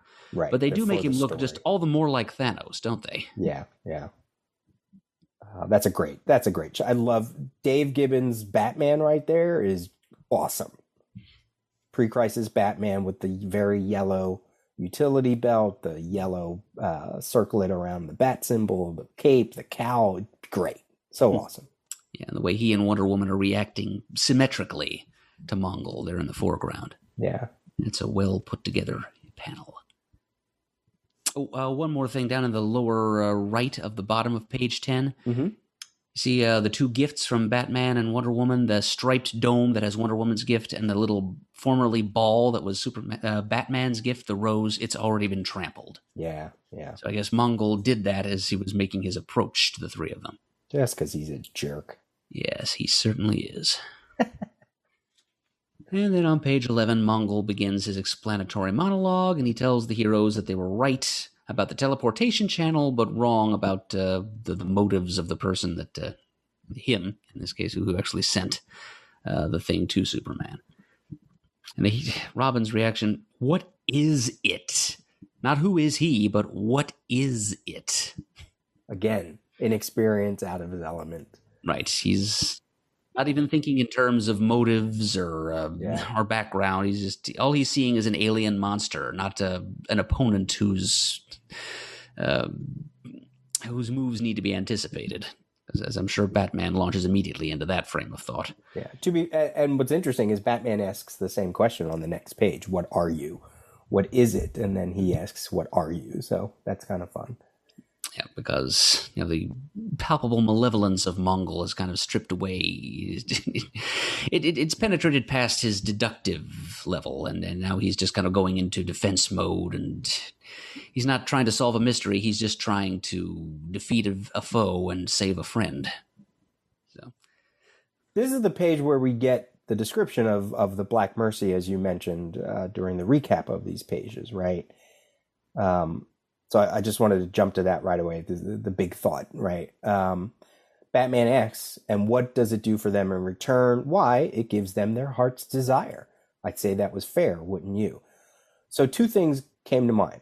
Heart's desire, not your mind, but your heart, right? And secondly, how long has Superman been entranced prior to Batman and Wonder Woman's arrival? So that question that you asked about, or what you've been mentioning about the slow chipping away of that reality and different things in it, like no Lara and why would Kandor still be gone and et cetera, the struggle with the strife with Jor-El. And Mongol does say, of course, its victims could shrug it off. They just don't want to. And I thought, okay, how much of that degradation of the dream is because Batman, Robin, and Wonder Woman showed up and started to analyze and touch and talk, and that's why we're getting those transitions back and forth, because those transitions wouldn't exist unless something was feeding through into Superman, right? So it kind of, maybe the reason why the degradation is happening is because prior to their arrival, maybe what we didn't see was totally fine, or in a different lens, or maybe it didn't weigh as heavy on the character. And that dialogue bit of him saying, of course, its victims could shrug it off, means that it's not 100% brainwashing or whatever. Right. It's not foolproof. It's not inescapable. Yeah. So, and then, like I mentioned, heart's desire, but not necessarily the mindset. What do you think about any of that? Logical simulation. That's kind of a key word there, because logic and desire don't often intersect that much. The Black well, there's a few different things here. It could simply be that Black Mercies don't work that well on Kryptonians, at least not under a yellow sun. It could just be that Superman's got superior force of will. But the thing that stands out most to me is that the Black Mercy appears to work, or the telepathic simulations it creates seem to work pretty similarly to just your basic garden variety human dreams. Like it's tapping into Superman's subconscious. It's drawing out just random archetypes that he's got stored there, people and places that he remembers either from his time on Krypton or from his readings about it, and it's just kind of randomizing from that. It's not necessarily giving him the desire of his heart. It's not reaching that deeply into its psyche. It might not be able to. I think it's just kind of cobbling together a logical simulation according to its own, magic plant logic. Just taking the raw materials it finds, putting together a heart's desire, something that, according to what passes for its thinking, should, in theory, keep its host enthralled. Right, and I think that's why you get elements from all of Superman's different stories and lives. Like, why Lila, and why not any of the other? You know what I mean? So I think you're right. Like, I think it's like, oh, that feels strong. That's a strong memory. That's a strong dream. I'll pull that one instead of this one. And also, like dreams, sometimes when you're having a dream, elements of your surroundings while you're dreaming can kind of filter in there and influence what's going on in the dream. Oh, sure. Right. If you're watching TV, you might fall asleep watching Bob's Burgers, for example. The characters from Bob's Burgers may end up in your dreams. So maybe what you said about how things start to break apart about the same time his friends and Mongol all converge on the scene. So maybe that's part of the reason why this simulation doesn't hold up to, it doesn't survive, is because he's starting to be disturbed by these bad vibes of conflict and aggression that are coming through from his Justice League friends and Mongol, basically getting into a physical confrontation right around his sleeping form. Yeah. And there's something to be said about, I don't want to jump ahead, but the other characters that get entranced, or like, well, you mentioned Mongol, right? You mentioned Mongol, and he that's not there's no negative counterpoint to him. Well, I guess the negative counterpoint is him not controlling the world, but his heart desire is to control the universe, right? Whereas in Superman's reality, there is something greater than that dream. And that's him being Superman. So so you could see why there would be an internal struggle. Yep. His desires are more complicated than Mongol's, and they are occasionally conflicting. So I think that's probably what creates the fissures that in this fantasy reality that ultimately crack it apart. Plus a little help from his friends. Got to figure that Batman being there and prodding at it might have had something to do with it too. But it's more Superman internally throwing the whole thing off. Right. And Batman's doing. At least that's the way Moore looks at it. He mentions that in his essay too. Okay, and because I've seen comments, and I've seen other professional creators, sort of rail against this story about sort of what you asked. Why would this be his dream? Why would this be his vision? Of a perfect world? But I think it's very clear that Alan Moore does not use the word perfect. At least I don't think he does in this description, right? So it's not. If he does, it comes through like an unreliable narrator like Mongol, who right seems to have a different idea of the Black Mercy and what it does than the reality. Yeah. So I think ultimately, I guess what I'm trying to figure out is it's as you mentioned, it's not a foolproof device, and that's good, because then, like I said, there's been reviews where people are like, oh, well, that's such a plot hole.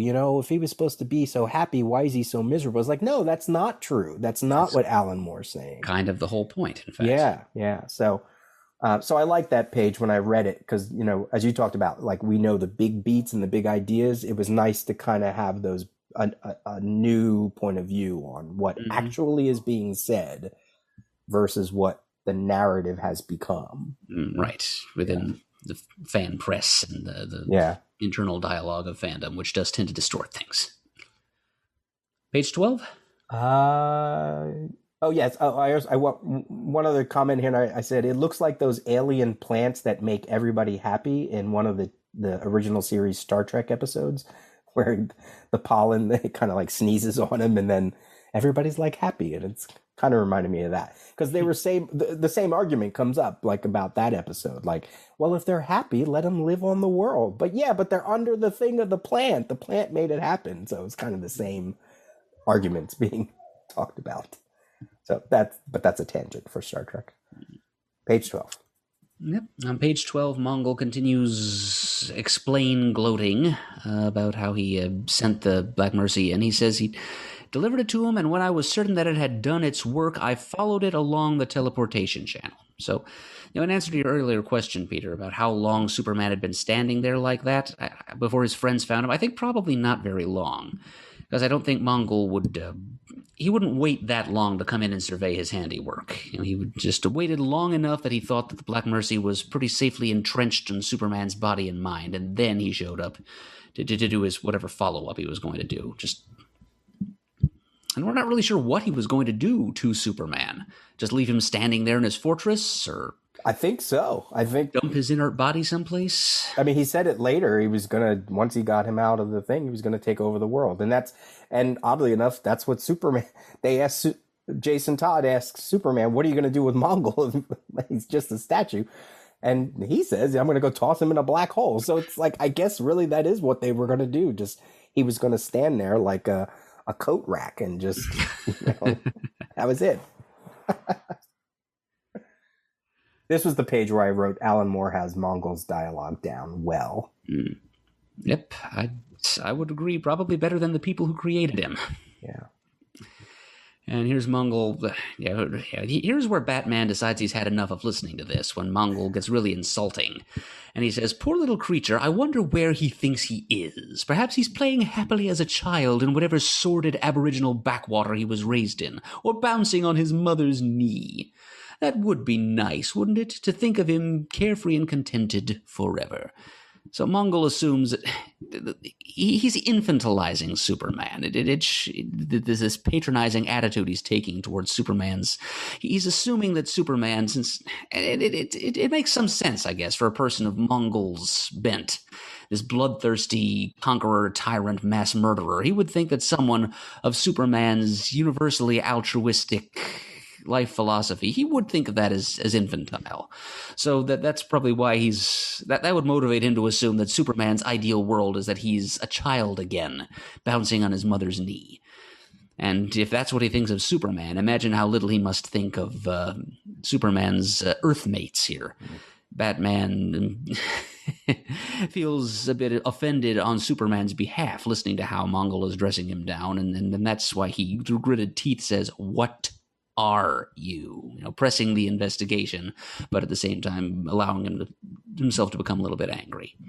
And then Mongol continues to be patronizing because that body language you mentioned, Peter, it does a great job of showing off in panel 4 on this page how huge he is in comparison to the humans, but also the fact that he's squatting down on his haunches in very much the physical attitude an adult would take in stooping down to explain something to a child. As he explains to Batman, "If you don't already know my name, then you're not worthy of an introduction, but I'm the new manager around here." So great. All the time grinning that really sinister grin. So good. If there's one thing, Mongol in his other appearances, and this is really when Mongol hit the big time. It's his first appearance outside of DC Comics Presents. But he was usually, grimacing or growling or something in those earlier appearances. Actually, the very first time you see him on the first page of DC Comics Presents number 27, he's just a little floating holographic head in a globe. He almost looked a little bit like the jigsaw ventriloquist dummy thing from the Saw movies.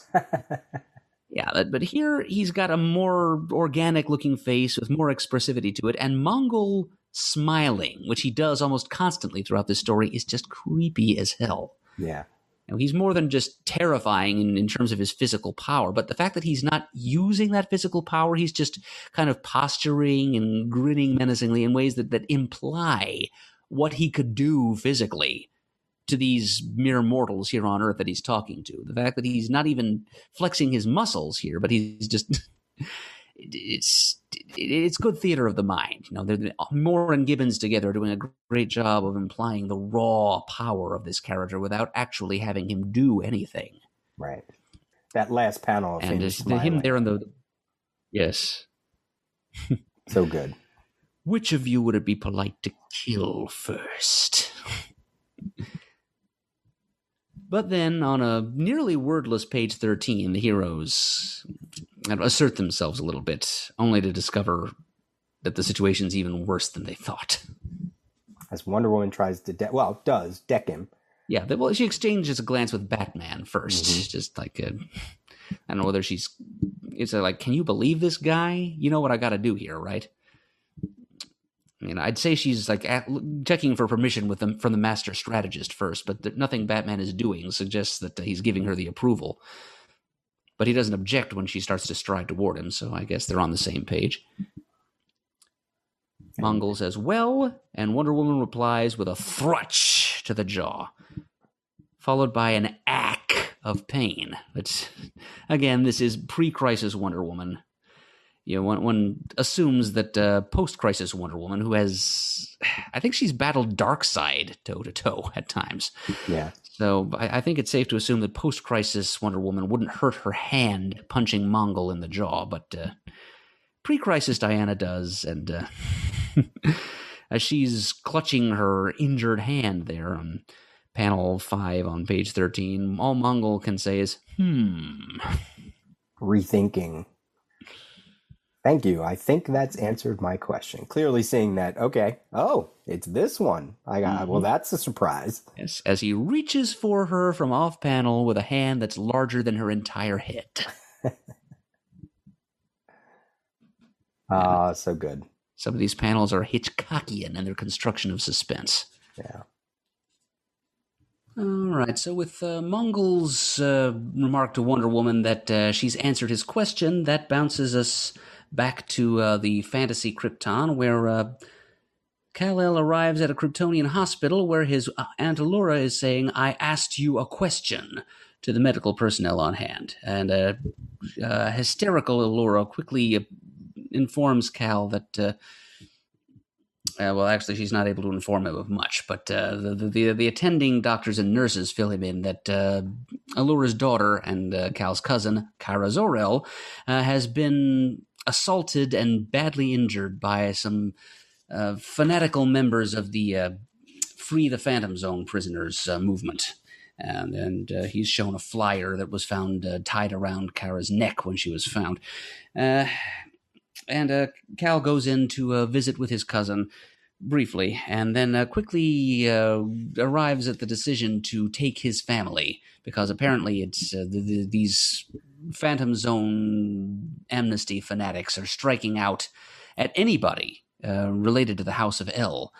And Jor-El, the man who invented the Phantom Zone technology in the first place, rather than seeing his wife and children, and maybe he himself suffering the same treatment as Kara did, he decides quickly to get them together and get them out of town to visit his wife Lara's parents in Atomic Town.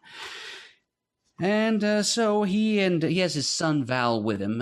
His wife and daughter are going to make their own way, but they're in Kal's floater. They're trying to pass through downtown Kryptonopolis when they discover some kind of disturbing-looking rally going on, featuring Kryptonians wearing red outfits that look a little bit like Inquisitioners and a little bit like Klansmen. Yes. And as he desperately tries to reassure his son that everything is fine, the story shifts back to the real world of the Fortress of Solitude, where everything is not, in fact, fine. But so that's another little chunk of Superman's dream odyssey. First thing I notice on page 14 is that Kryptonian medicos wear a version of the Red Cross. Yep, it's more like a white cross and negative space inside of a red circle, but the idea is very similar. So it's kind of going back to Gibbons's idea of Kryptonian letter characters looking a lot like Roman alphabet characters, just blockier and a little less distinct. How much of this, now that you mentioned that it looks sort of earthen and whatever, how much of this version of Krypton could we surmise that it's just what you talked about, the plant trying to parse all these different worlds? Yes, Superman has all the memories and all like historical things of Krypton, but he also has this second life on Earth too. And do you think maybe the plant is kind of merging the two of them together? I think that's exactly what's happening, Peter. Because after all, he doesn't have any frame of reference for what Krypton would have been like several years after its destruction. Right. So his subconscious, with help from the Black Mercy, is kind of filling in the blanks with some imagery that has to do with the 20th century Earth that he knows. So that probably might explain the Red Cross-like symbol on the doctors' and nurses' uniforms. Right. And the reason that these fanatic campaigners for amnesty chose Jack Sir as their literal poster boy is because he was the very first Phantom Zone criminal. He was the first person to suffer that punishment. Let's see. He first appeared... blasted, where do I have that in my notes? Adventure Comics 289, 1961.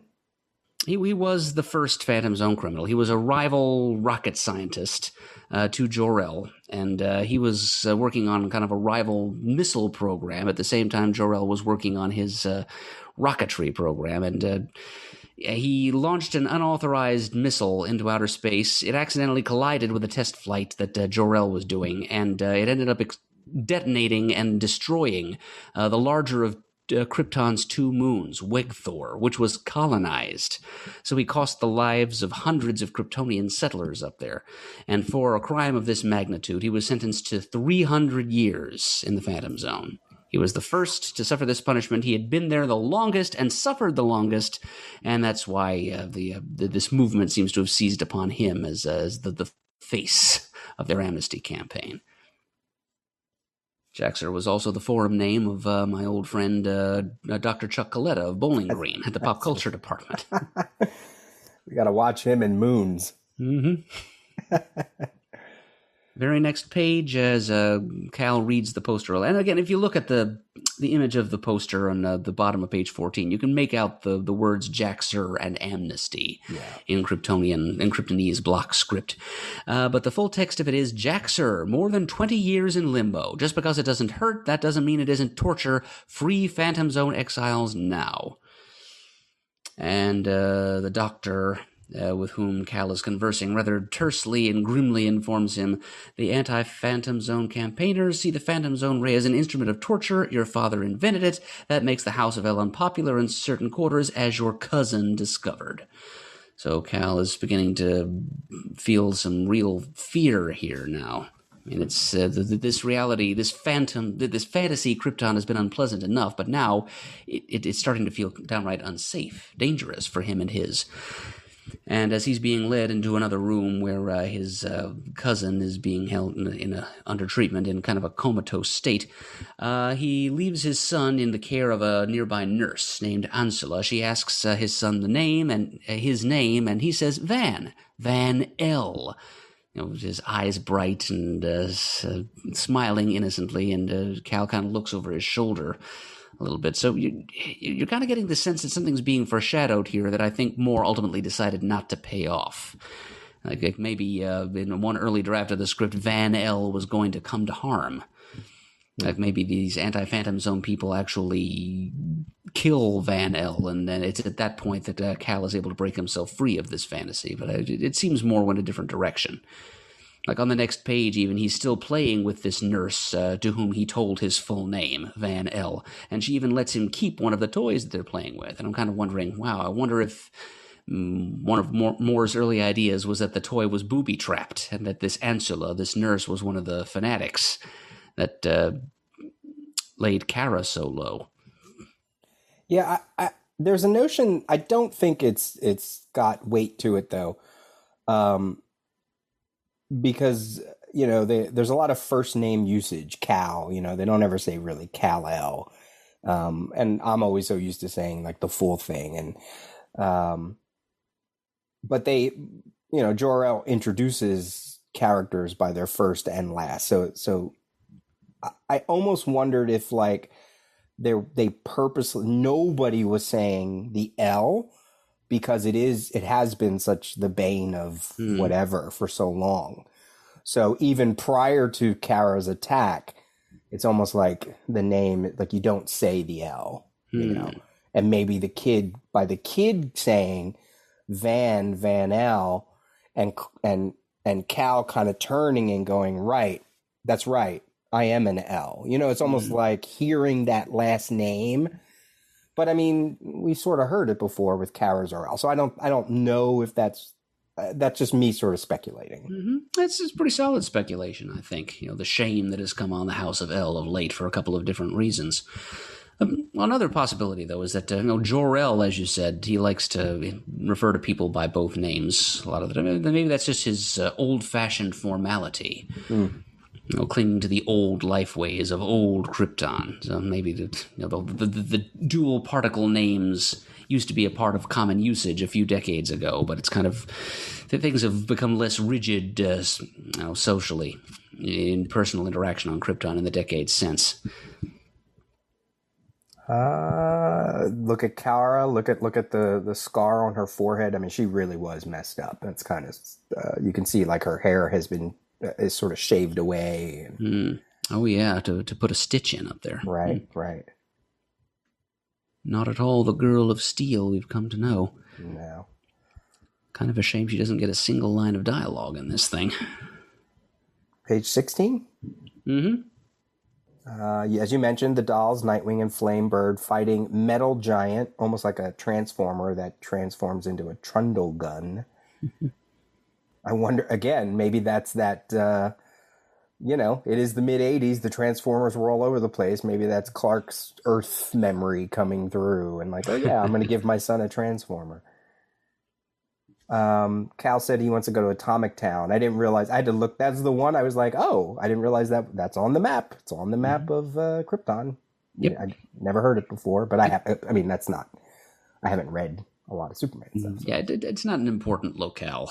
Yeah. In old Kryptonian geography, but I did find a picture of it somewhere. It was shaped like a big star. Because why not? Oh yeah, I'm looking it up here. Yeah. Oh yeah, that's cool. It looks like that's where Starman would be.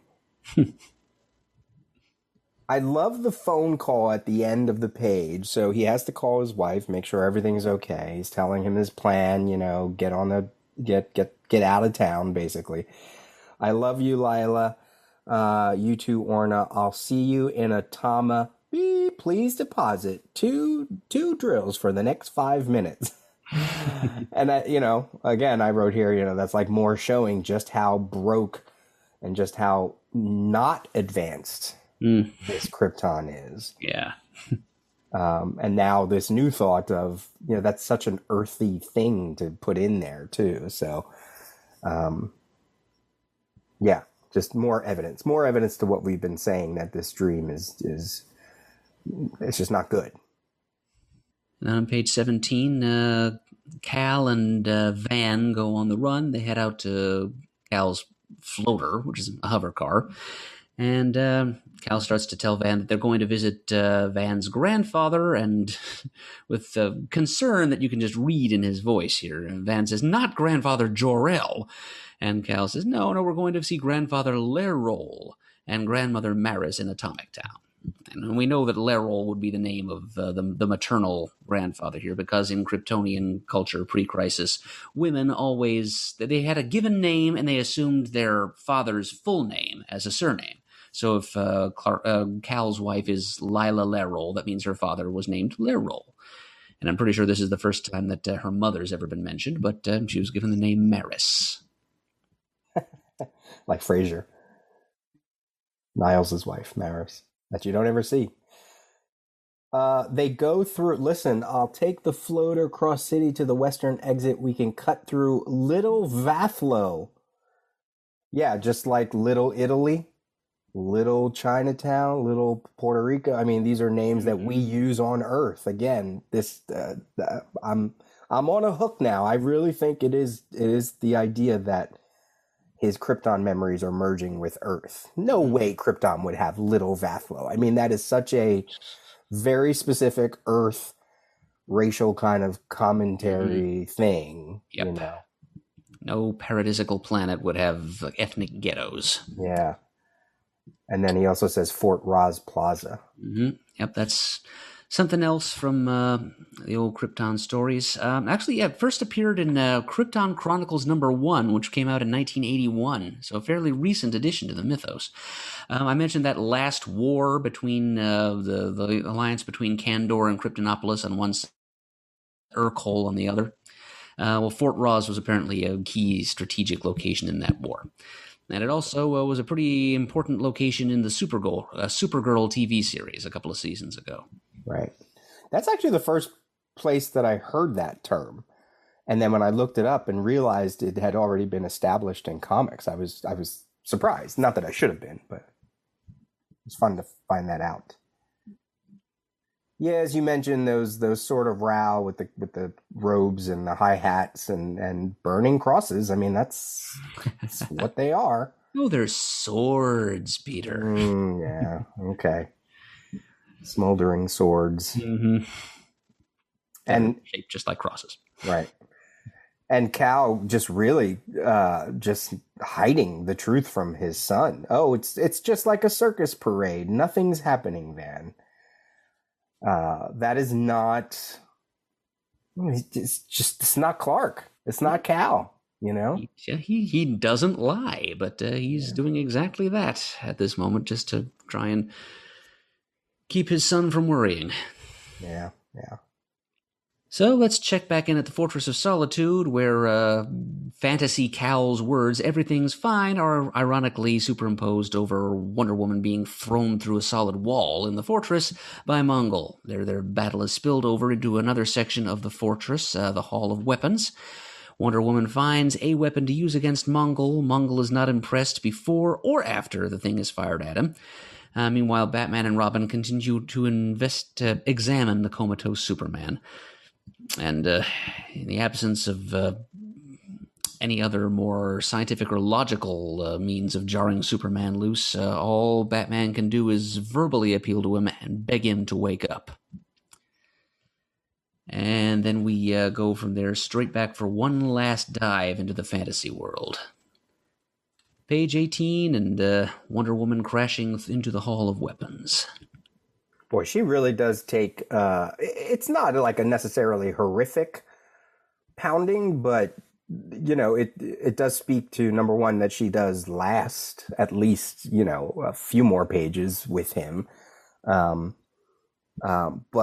to see her get attacked like this, it's not often you saw pre-crisis Wonder Woman, I don't think, get like brutally manhandled, you know? And this is it's not horrific. It's not glorified. It's not anything like that. It's a battle. She's holding her own. She sees a weapon. She uses it. She's an Amazon after all, right? There's a ferocity, but it's still couched in sort of superhero battle terms. Yep, not too suggestive of a woman battering. Yeah. But that is nonetheless what's happening.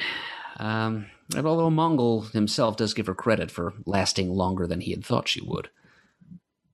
He says, "You're a female, I think." And I wrote, okay, are there no females in Mongol's race? Or maybe they're determined differently? Or yeah, there may be different secondary sexual characteristics. Like he's not human, and he's viewing these humans as like a lesser species of animal. And he's finding it as difficult to distinguish them by sex as we would, many of the mammal species on our own planet. Oh, that's interesting. Okay, yeah. Yeah, well, we do learn eventually in post-crisis years that there are females of Mongol's race because he has a daughter named Mongal. In fact, she showed up in the Suicide Squad movie just this summer. I was just going to say, yeah. Love her. Sorry to cut you off. I love her comment. I think you wouldn't be the Kryptonians' mate by any chance. Mm-hmm.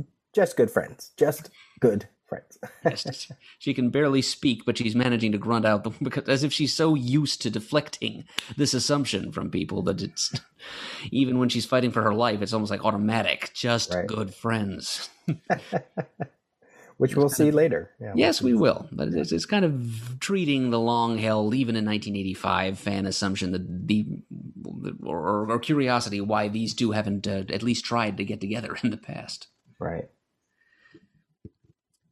But she gropes for a weapon that she finds standing on a table, and Mongol, again, continuing to be extremely snide and supercilious and insulting. He just, oh dear, is that a neural impactor? Do they still make those?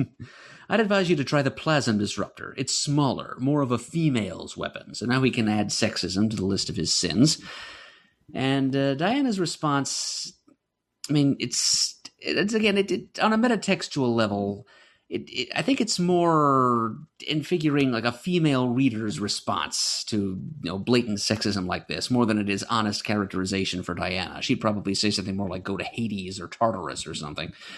But instead, just a blunt, there's none of the Amazonian tendency to forgive or work towards peace in the face of being insulted. But nope, she just says go to hell and blasts him. Right. And that's something I think Moore does, because he there's a comment I'll make about Superman in sort of these same lines later, where you get a writer who, I don't know, did Alan Moore grow up on Superman stories? Maybe, maybe not.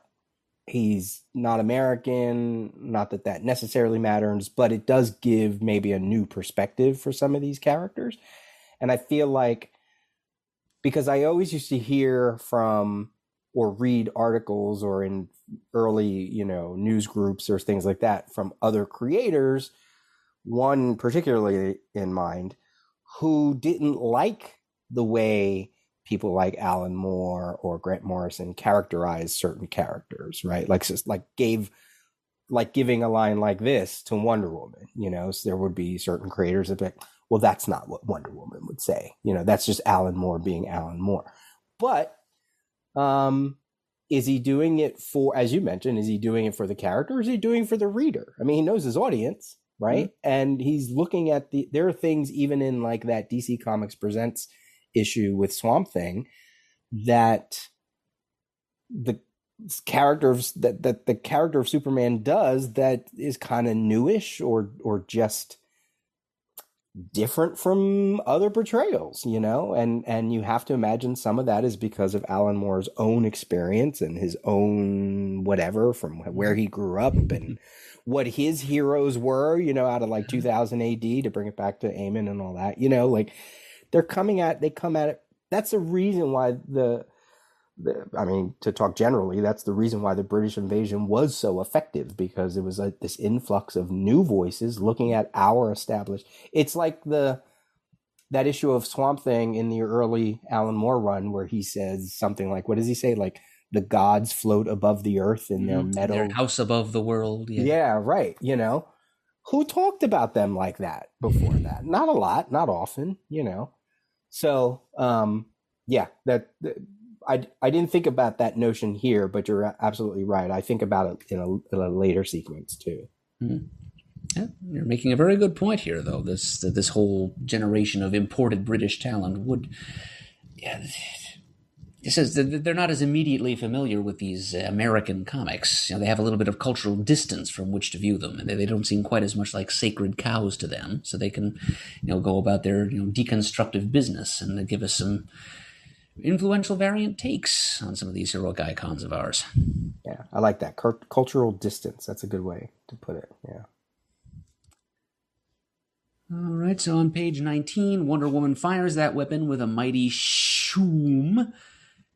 And 2 panels later, Mongol's still standing there grinning with steam coming off of his massive body, and Wonder Woman knows that she's kind of wasted her time there. Meanwhile, we're kind of we're alternating panels between Wonder Woman battling Mongol to buy time for Batman and Robin as they continue to tamper with Superman's inert form and try to snap him out of it or just even understand what the heck the problem is. Robin is worried about what's happening. He says, Bruce, that explosion, he knocked it through the far wall. What's happening in there? And without looking up from the instrument he's using to examine Superman, Batman replies, if we're lucky, that explosion means Diana's found the Hall of Weapons. And ever the detective, he got it in one. We've got to concentrate on reviving Superman because whatever's going on through there is way out of our league. Now, besides the fact that the league is a weighted word in that sentence, of course, but you can tell that this is the pre-crisis Batman, because post-crisis Batman is not one to admit that anything is out of his league, that any problem can't be solved or any opponent can't be defeated by his, superior mind and resources and whatnot. But this is a Batman that's a little bit more in touch with his own limitations. And so he just contents himself with continuing to examine Superman and ultimately just grabbing him by the cheek and saying, Superman, Cal, not Clark, but Cal, we're in serious trouble, old friend. You've got to wake up. That's all, Cal. Just wake up. And that word seems to penetrate through to Superman's dream world because it's the first word spoken in the first word balloon at the top of the next page. The next 4 pages, well, 3.5 actually, yeah. Right, because we find the two strands of the narrative finally are rewoven together as Superman rejoins Earth 1 reality. All right, take us to the break of this dream. All right, and kind of a breaking point for Cal in here is when he sees his own father as the keynote speaker of this neo-crypto-fascist rally in downtown Kryptonopolis. And his own son is present to hear his grandfather spouting reactionary slogans and thinly veiled hatred. And then, to make things worse, there are representatives of the Amnesty for the Phantom Zone criminals movement, kind of the reactionary liberal faction that's present here, and they start getting into physical altercations with the Sword of Rao cultists, and things are kind of exploding into riots. And Cal says, Van, I think we ought to avoid this area. He gets back in the floater, and just as things are getting really bad, they leave the city, they go out of Kryptonopolis, they head to the Kandor crater, which is where Cal sort of instinctively feels he needs to go to do some clear thinking, and it's there he has this just heartbreaking moment where he kneels down, talks to his son eye to eye, and tells him, I don't think you're real, even as reality kind of dissolves, evaporates about them, and they're caught in this sort of region of swirling mists. And then we get to page 23, which is vertically split between the end of the dream and the restoration of reality on the left-hand column, as Batman thinks he's just about got to the point where he can pluck the Black Mercy from Superman's chest, acknowledging that Superman might be fighting, doing his part to free himself from the Black Mercy's clutches. And then things come to a head as the dream sequence deteriorates completely, just as Batman yanks the Black Mercy completely off of Superman's chest, and it goes for Batman instead. All right, and the first overarching thing I'm going to say about here, but page 20 and 21 especially, this is where a part of Moore's intent becomes startlingly clear.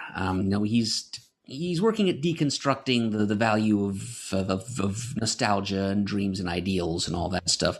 But here he's kind of injecting into Superman's dream reality a particularly toxic ideal that was quite topical in his own real-world mid-'80s United Kingdom, and that is this whole reactionary, conservative political movement thing. This cultural classicism. How things were better in this land in days of old, and it's the sort of thing that was the kind of rhetoric that was actually being publicly employed by a lot of people in the United Kingdom during the Thatcher years, which, by most accounts, especially those who were left-leaning creative types like Moore himself. The United Kingdom was not a nice place to be in the 1980s under the control of Thatcher and her Tories, and it's that sort of thing is still topical to this very day in the United Kingdom.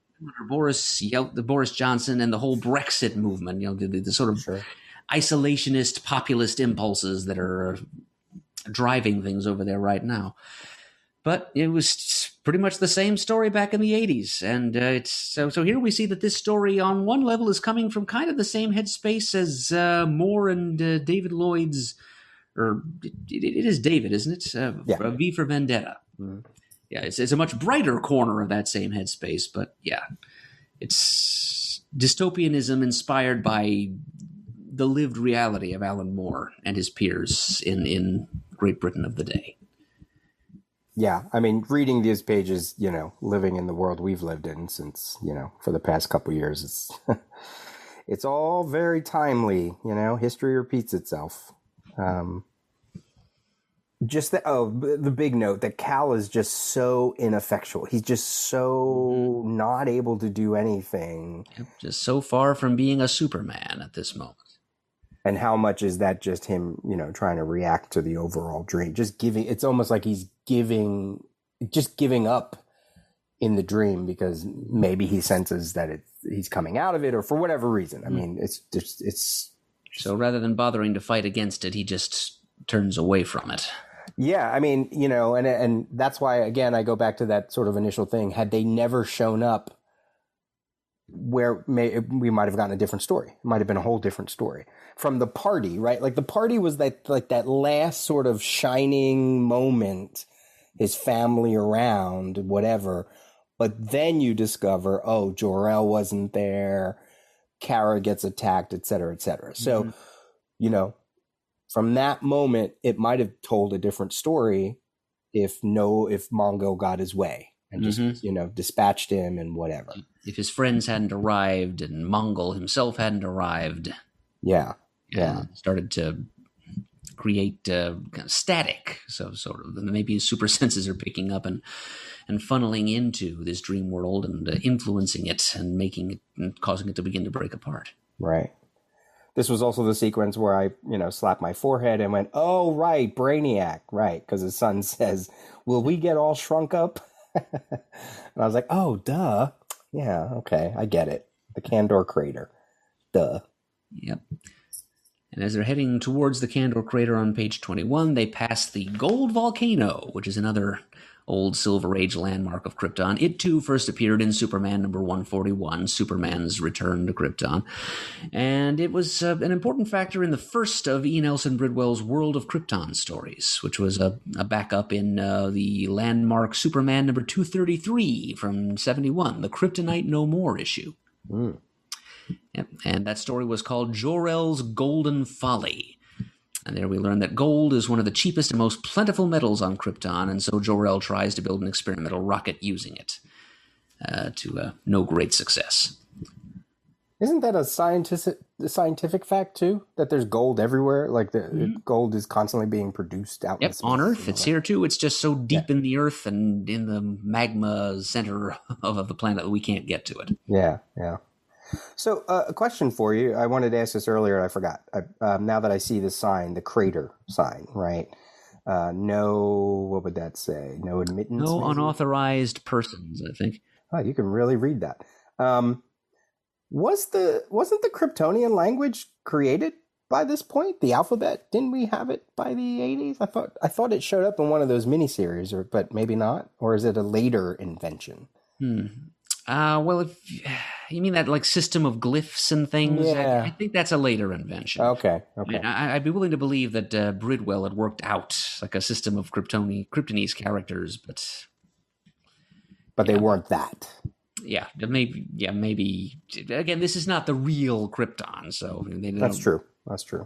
Yeah, they didn't feel any real pressure to make use of every last fine point of World of Krypton culture that had been worked out in previous stories. But anyway, he gets to the crater, and it occurred to me that in this fantasy life he's been living, the in-story justification for his going there is that he's a geologist and he's been working there a lot. But right. Another explanation could be that an explanation also for why Kandor is not there, why it was taken. Well, it's one of our first major hints that this fantasy Krypton is not actually a manifestation of Kal-El's true heart's desire. The absence of Kandor is one of the few pieces of old Krypton with which Superman has had any real-life interaction. in his in his real life. It's a little bit of Krypton that actually survived Krypton's destruction, and he's been interacting with it. He's been there multiple times. He's spoken to its residents. He's related to some of its residents. So it's the one piece of old Krypton that's actually a real part of his modern day life, and it's the one piece that's missing and is unable to disappoint him in this false life. It's kind of significant that it's a negative space in this whole quote unquote perfect Krypton that the Black Mercy is trying and failing to create for him. Right. And he goes there to do some clear thinking because it's further evidence to him of the falsity of all that he's been seeing. He kind of senses from this big crater in the ground that there are holes, literal and figurative, in the story that he's living. That's great. I was just going to ask you that question, so I'm glad you said that, and that just connects to everything we've been saying about what memories are being pulled and why they resonate and why some don't and why some exist and some don't. So that's great. I'm glad you mentioned all that. Perfect. That solid analysis there. Thank solid you. Footnoting. Well done, sir. And let's look at his dialogue, right? I needed to come here. There's something wrong. When you get a bad feeling and then, I'm sorry, I'm not talking sense. You're too young to understand. Van, it's this feeling. Oh dear, Rao, am I going mad? I keep thinking that. Van, please, I know this won't make sense, but you're my son. I was there at your birth and I'll always love you. Always. But I don't think you're real. Crushing. And that made me connect back to that scene in the hospital where he throws a look back at his son who's saying Van L, and you could almost maybe get a hint of Cal going, Oh, he's not looking askance at the nurse and worrying about his son revealing his surname because he's afraid his son will come to harm. It's more that he's looking back at his son and thinking, that's my son. He's too good to be true. It's too good to be true. There is no Van Al. There is no Van Al. What is Van Al? There's no, it could be so many things. It's not 100% evident on the page, but in our footnoting sense, I sort of connected these two moments. Yeah, it's a moment of jamais vu where he hears the name and thinks, who is that? Right. Okay, so what you said about the hole, right? Kandor, the emptiness of this hole means more to him than his own son, or fills a part of him than his own son should fill. So maybe that's why he recognizes that the son is a giant hole and my son, and the giant hole means more to me than the son. Yeah. Right. So that the absence of Kandor feels more real than the presence of his son. Yeah. That's cool. Ooh, I got chills.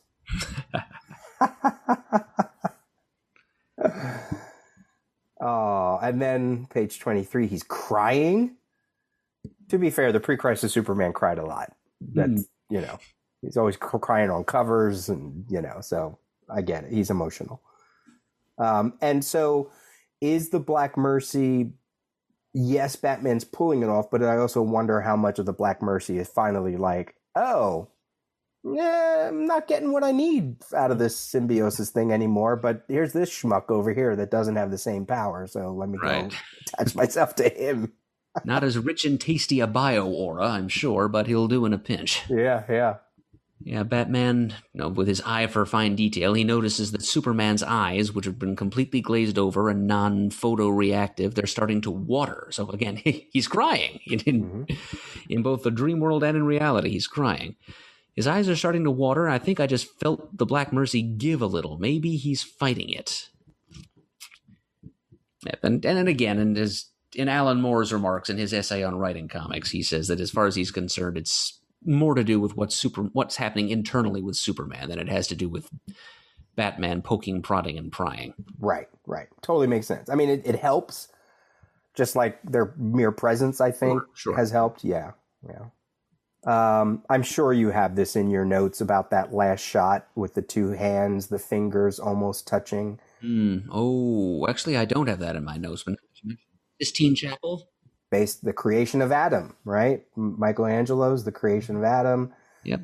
And Van is a creation of Cal's subconscious. So. Yeah. Both, and then I love this one description. I just got this off. I think it's off of Wikipedia. Both God's and Adam's fingers are not in contact, which signifies the gap that exists between them, and that they are not on the same level as would be with two people shaking hands. So, yeah, just beautiful when I saw that. It was the first sort of imagery that shot in my head. And then when I looked it up, I was like, oh, that's good. That's, it's layers upon layers, Even at the last, Van continues to react as if he were a real person. He sees his very reality coming apart at the seams. His father is talking crazy, and he panics and reacts as a real boy would. I want my mommy. I want my sister. And that just makes it that much more heart-wrenching. Yeah, that's a great sequence. Great sequence. So finally, we can maybe step away from the parallelism a little bit for a couple panels before we get thrust into another dream reality here. So the Black Mercy pops right off of Superman's chest and immediately goes for Batman and wraps itself around him, and blunk, we're suddenly thrown into in alternating panels. And note the black panel borders to signify that we're in Batman's dream reality, his Black Mercy dream world. And it's replaying what the Black Mercy is drawing out of his subconscious and assuming would be his perfect heart's desire reality. And of course it involves Crime Alley. The tale's been told 1,000 times. Little Bruce Wayne walking with his parents. They're accosted by a mugger, but as Batman sinks deeper under the Black Mercy's sway, Thomas Wayne disarms the mugger, and things go a different direction, and Bruce Wayne is safe in his mother's arms. He is content. But then, back in reality, as Robin is crouching over his fallen mentor's form and starting to panic a little bit, we get kind of a parallel to what happened at the top of page 10 as Mongo creeps up behind the assembled superheroes looking at Superman's prone form. Now we have another, in his own way, equally frightening and ominous figure coming up behind Robin and demanding to know who did this to him. And Robin gives him just enough information for him to know what has happened. And with a scream of rage, he goes soaring off at 400 miles per hour to find Mongols in a slightly different location in the fortress. And the two of them get into what's going to turn out to be a rather protracted confrontation, a physical dust-up, the obligatory action sequence. Yeah. And I think we'll take ourselves to as far as page 28. And okay. From there, we'll just go back to page 24 and pick apart. Okay. Let's go to 24. He fires and misses.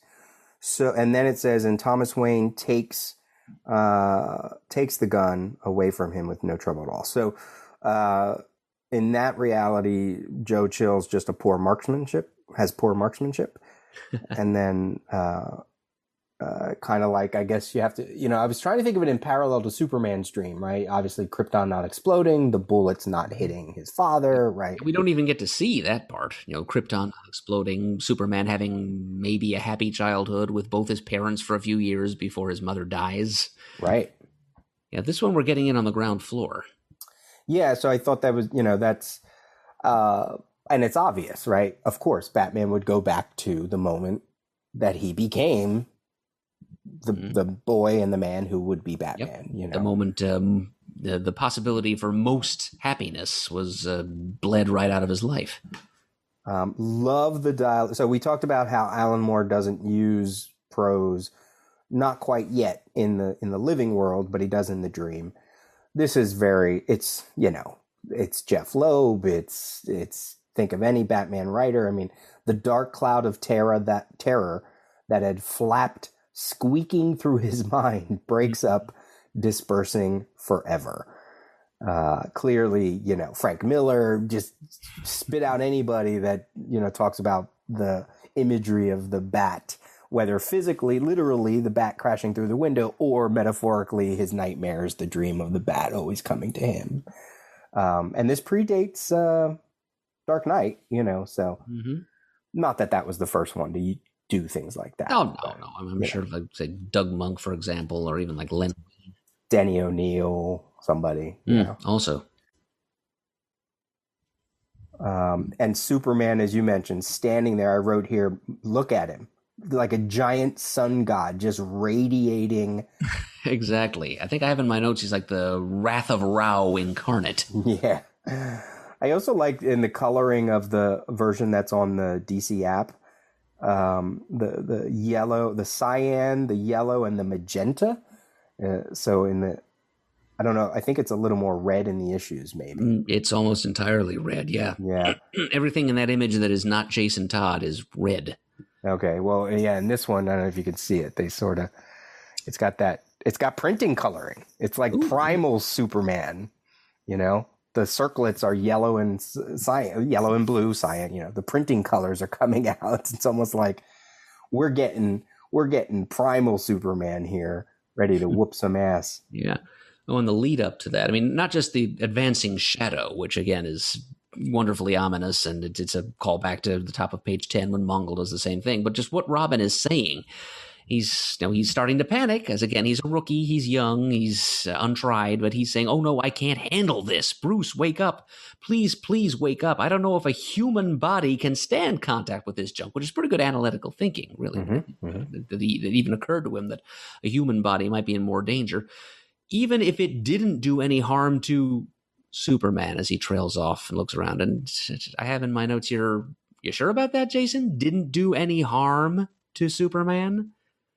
And there is Superman looking very harmed indeed, and thirsting for some payback, as he just says slowly and terrifyingly, who did this to me? Really emphasizing the me there, because he's Superman, you know, which in the 80s, let's face it, being Superman in the pre-crisis times meant a lot more than it ever has since.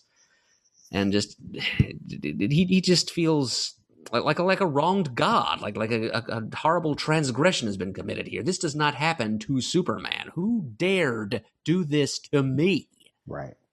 You know, I always go back to a couple things. So I think it was Alex Ross who did an image of the first time Superman meets Lois Lane in Action Comics #1, where he kind of like leans towards her and she's leaning back, and he's like, you know, you don't have to be afraid of me. I'm your friend, you know, whatever.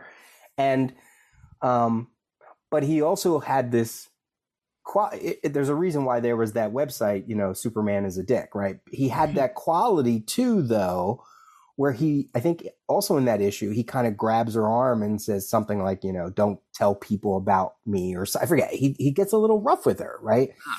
And when I was reading those Mongol issues leading up to it, the very first issue with the Martian Manhunter, where Superman has to find a key, Mongol says, go find this key or I'm going to crush your friends in my little pseudo cosmic cube thing.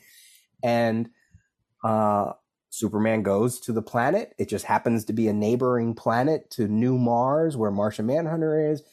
And Martian Manhunter shows up, and Superman's like, don't worry. He's like, I got it. Just mind your business, Martian Manhunter. He's sort of very confrontational. And even, I think he even says that one of the dialogue things is like, I'm Superman. I got this. Nothing's going to happen. I'm fine. Nothing's going to go bad. And just of course, let me borrow this little thing that you've made a sacred oath to protect. Right. It's going to be fine. So this kind of like notion that like what you said there, who did this to who's doing this to me? Who's coming up into my hizzy and doing this to me?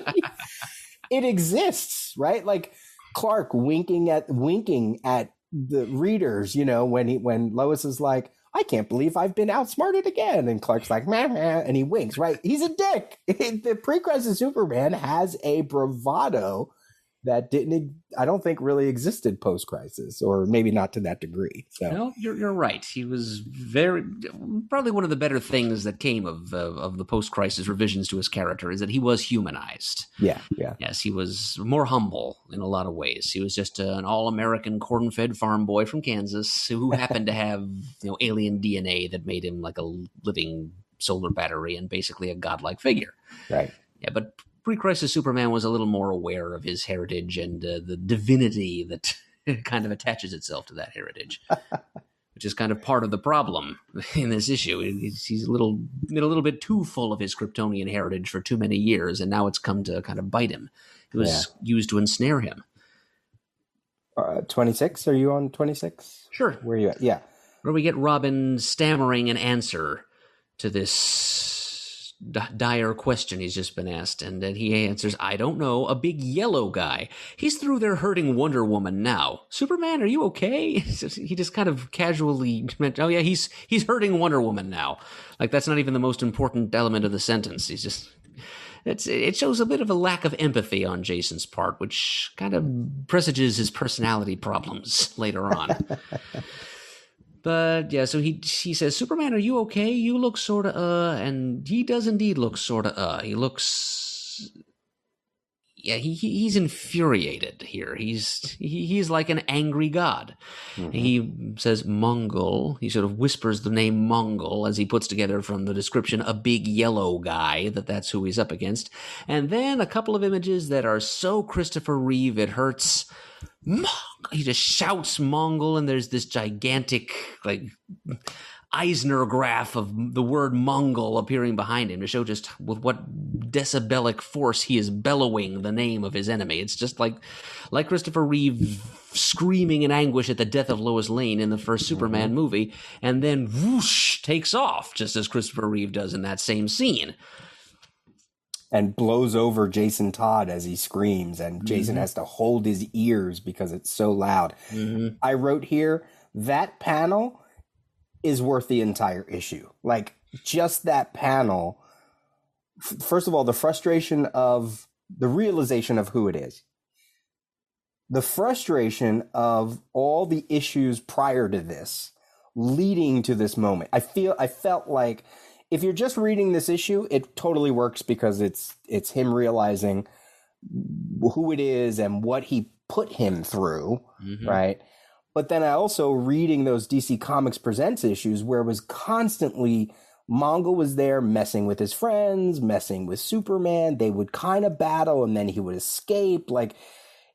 And in those issues, in those sort of like proto development issues for Mongol, the two of them brawled. There were moments where they just brawled, this isn't Lex Luthor where he never throws a punch unless he's in a battle suit, and Superman has to hold back. This was Superman release. He even says, I gave him everything I got and he's still standing.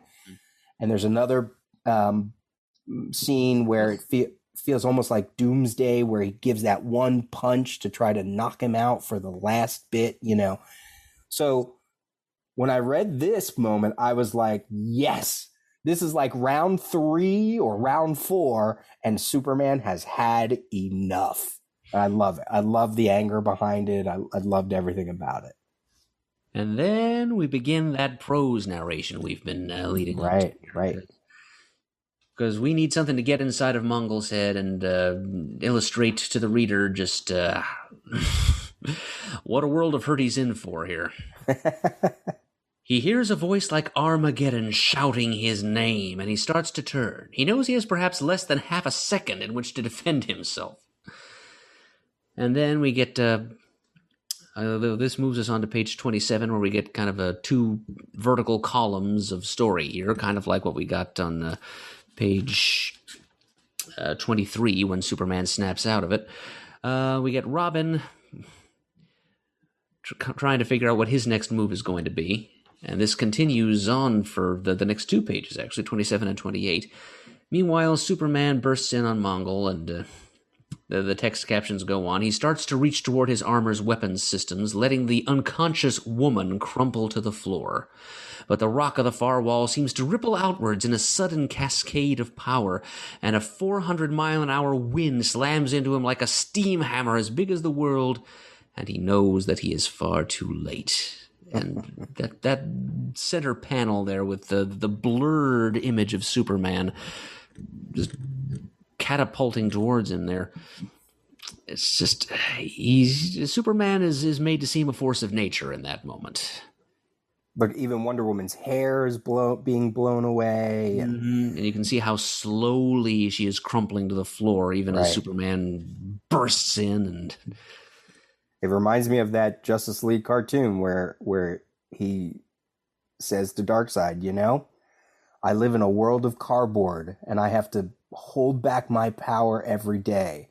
But today, I'm kicking your ass. And he just hauls off on Darkseid. That's what he's doing here. And because he's learned, right? This is the only way to confront Mongol.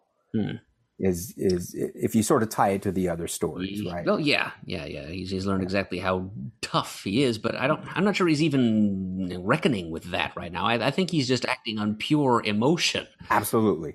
Like, I think what's happened here is that he's been uncorked by the horrifying emotional roller coaster ride he's been forced to take, and he feels violated and disrespected and just unclean and angry above all else. Yeah. Like, what Mongol has really done here by fastening this Black Mercy thing to Superman is handed Superman the key to Mongol's defeat. Now, not only literally, because ultimately it is the Black Mercy itself that defeats Mongol, but also it's his experiences in the Black Mercy's simulated reality has given Superman, it's admitted him into the right headspace to really kick Mongol's ass. You know, it's removed all the usual layers of restraint that he would normally have, and he's not thinking about anything but retribution for what has been done to him. The lèse-majesté he has been forced to suffer, thanks to Mongol and his little pet fungus. I mean, he was so ineffectual in the dream. He was just so bound, so just not Superman, and so he gets to be Superman here. He's been forced to experience disappointment, powerlessness, loss. And it's a little bit like having seeing his own son perish before him, and then realizing that the son was not real doesn't make it hurt any less. If anything, it makes it hurt worse. It makes it feel not only all the pain of this experience, but the humiliation at being tricked into believing it in the first place. Right. So he's been violated in a couple of different ways, and he's all set to take it out on Mongol. Knocks him down and says, get up, you vermin. Do you understand what you did to me? And Mongol just says, perfectly, and, backhands him away. So the reader knows, this fight has not yet reached its climax. And then we take a battle journey through the fortress. Yep, as Superman gets knocked upstairs and into the alien zoo. And Moore did have something else to say about how this fight was laid out. Okay. To work out this fight sequence, I referred extensively to an already established schematic of the fortress loaned to me by Dave Fanboy Gibbons. So he's working from one of those maps of the fortress that appeared often in like a special event or anniversary issues of Superman. Mm-hmm. I knew that Superman would first come upon Mongol in the weapons room where the giant alien was still beating up Wonder Woman. If Mongol punched Superman hard enough to drive him upwards through the ceiling, he would end up in the alien zoo immediately above. Knocking each other along the length of the zoo, they would pass through into the communications room with its computer archives. If at this point they managed to smash each other through the floor, they would find themselves sprawled on the ground in front of the giant statue of Jor-El and Lara holding the globe of Krypton between them, which is immediately below. This seemed like a good place to conclude the battle with its inherent echo of the world that Superman spent the first half of the story imagining. Mm-hmm. So there we go. That's proof positive that Moore was definitely working with an existing schematic of the fortress. So the path their battle takes coincides with what you would find if you looked at that same schematic in an old Superman comic book. Nice. So I said that maybe Alan Moore didn't necessarily grow up with Superman, although I'm sure he's read a Superman comic, but it certainly sounds like Dave Gibbons was all about the Superman. Yeah. It wasn't like they didn't have any access at all to the old Superman stories over there. Right. Or from TV or whatever, or the movie. So this is one of those places where the artwork that Dave Gibbons sort of, I don't know, it's like this clash of whatever. It's a zoo, but it feels more like a prison. Yeah. I don't think... I think Superman would be hearing from PETA if he really kept his alien specimens in conditions like that. They're just small, cramped metal bar cages. Yeah.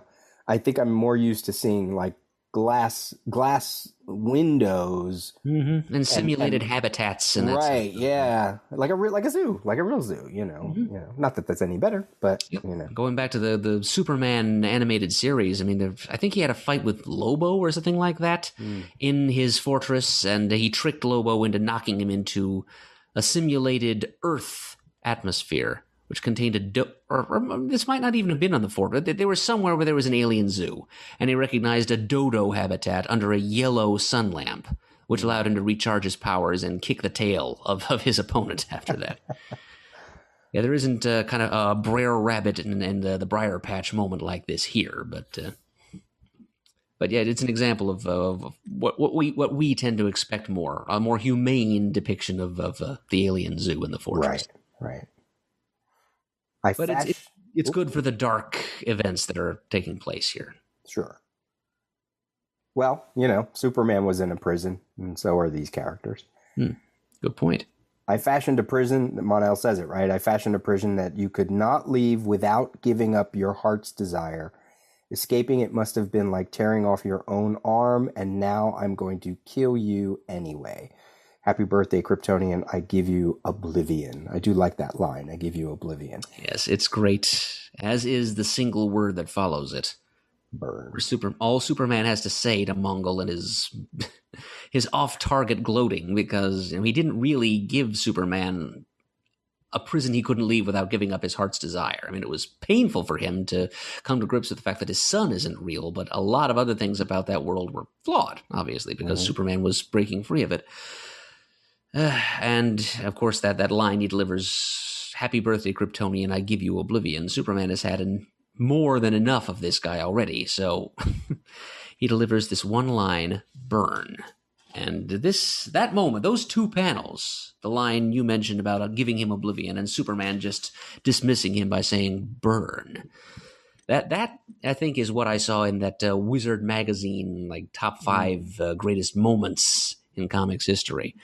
And it is, I mean, it's hardly remarkable to us nowadays in the age of Zack Snyder and his more hardcore interpretation of Superman and the things that he's willing to say, think, and do.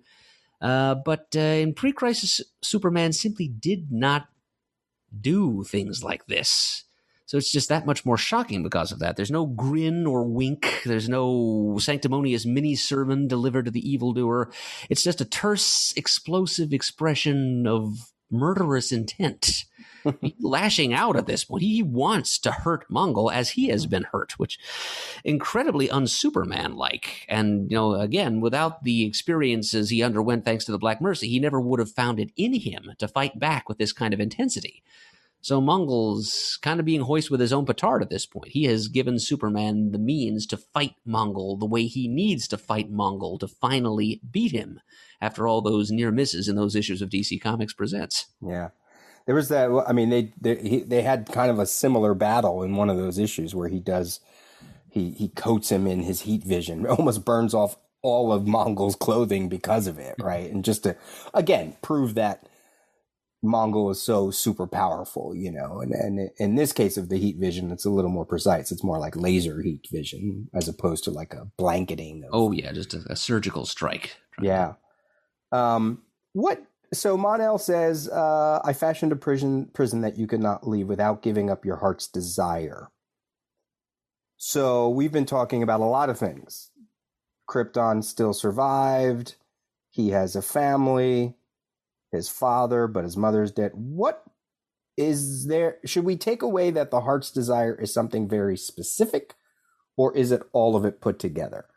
Because he says here, escaping, well, he does say escaping it must have been like tearing off your arm.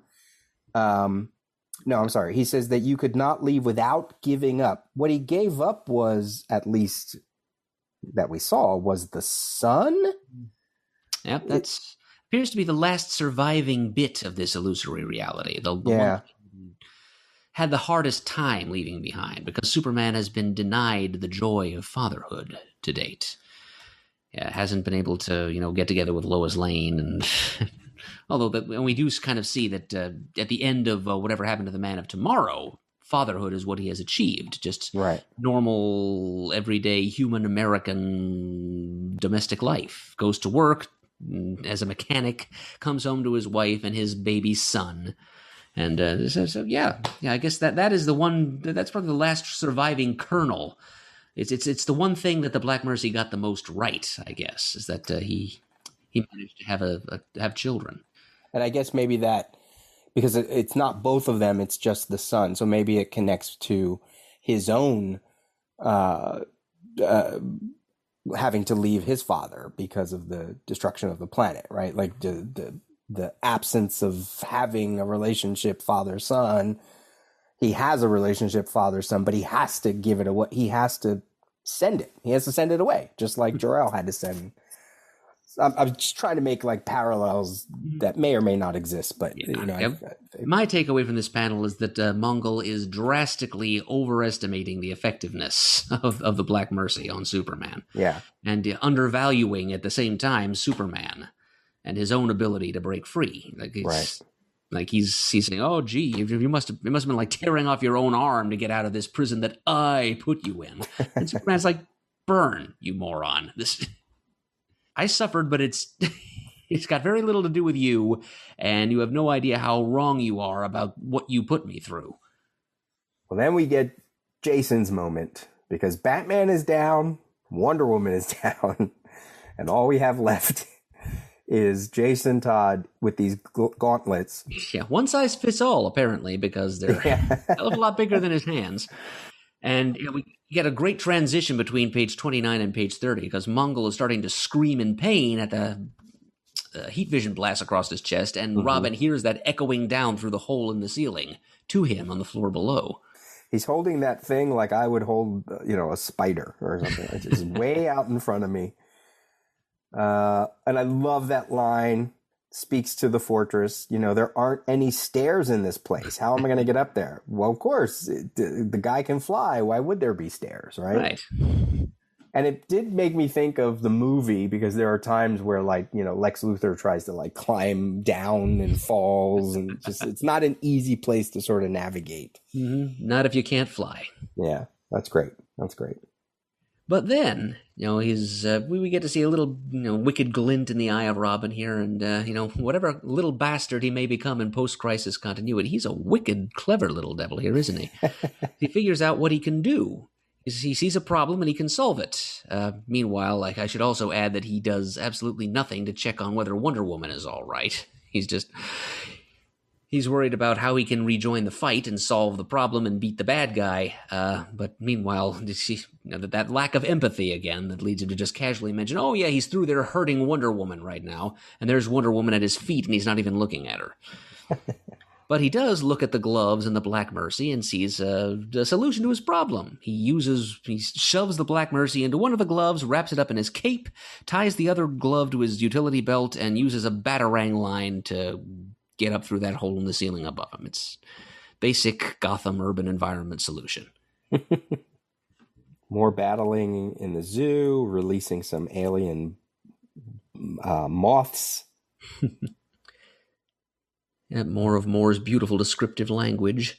A cloud of terrified neon moths boils beneath the distant ceiling, screaming with human voices. Far below, two dense and massive creatures crash together like angry planets. Yes, a contrast of the super ephemeral and the super dense.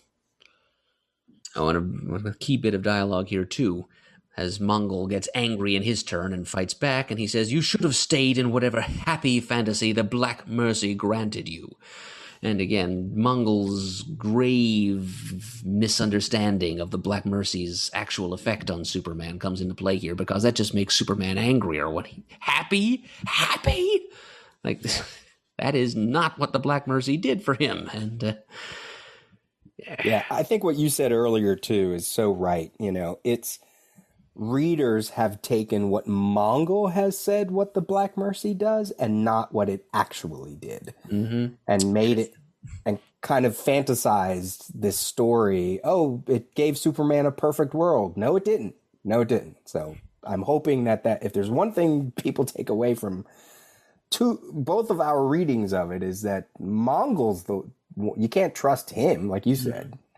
You have to trust what's on the page and what was being shown. Yes, Mongol is very much full of himself, and yeah, it gets to the point here where Superman is almost as angry at Mongol for his inability to understand the situation, to have his ignorance of what the Black Mercy actually did to him. He's angry as much about that as he is about what was actually done to him. Yeah. Somewhat unwittingly by Mongol. The Black Mercy didn't really give Superman a perfect dream reality. It gave him part of... It wasn't unable to reconcile conflicting desires it found in Superman's psyche. And that was exacerbated by the arrival of Superman's friends and Mongol himself, as we've already speculated. Yeah, it almost makes you wonder, like, had it really given him his dream, I guess we'll see it with Mongol. It's almost like, obviously the Black Mercy would be more effective the happier the dream is. Well, it's more effective the easier it is to give a happy dream to a given host. Yes. That's the thing. Superman is a more complex character with more complex and occasionally conflicting desires. Yeah. Mongol is, beneath it all, just a simple brute. All he wants is bloodshed and conquest over and over again throughout eternity, throughout all known universal space. And the Black Mercy's like, yeah, that I can do. But meanwhile, page 32, the slobber knocker continues. More fantastic descriptive prose as they go from the alien zoo and more funny alien critters into the Chamber of Archives, where a machine with a brain made of light is counting the distant pulsars. Within 10 feet of its algebraic reverie, alien engines of fury grind together unnoticed. It's a nice bit because there's this struggle of titans right next to these computers, but they just continue on with their cosmic calculations, heeding none of it. Yeah. It'd be enough it says their enmity can only be measured in the skipped heartbeats of distant seismographs. So elsewhere on the planet, the impact of their battle is felt, but the supercomputers just keep right on calculating and take no notice. Yeah. This is Doomsday level. It really is. Yeah, but much more weighted, where Doomsday just sort of came out of nowhere, obviously, and just fought Superman to the death, and we all went, why does he get to kill Superman? There's no motive, not that we learned right away, Right, yeah. Here, no at least, development at all. He's just this unstoppable force out of the blue, and right. Here, at least, though, this is like an early precursor to that. I love that last little bit. Both indestructible, each damages the other. Both irresistible, each finds himself thwarted. Surrender is not a possibility. So it moment makes you wonder, well, then what is? Had Jason not done what he did, I don't know. Like you said, there's not many outcomes to it unless he knocks Mongol out,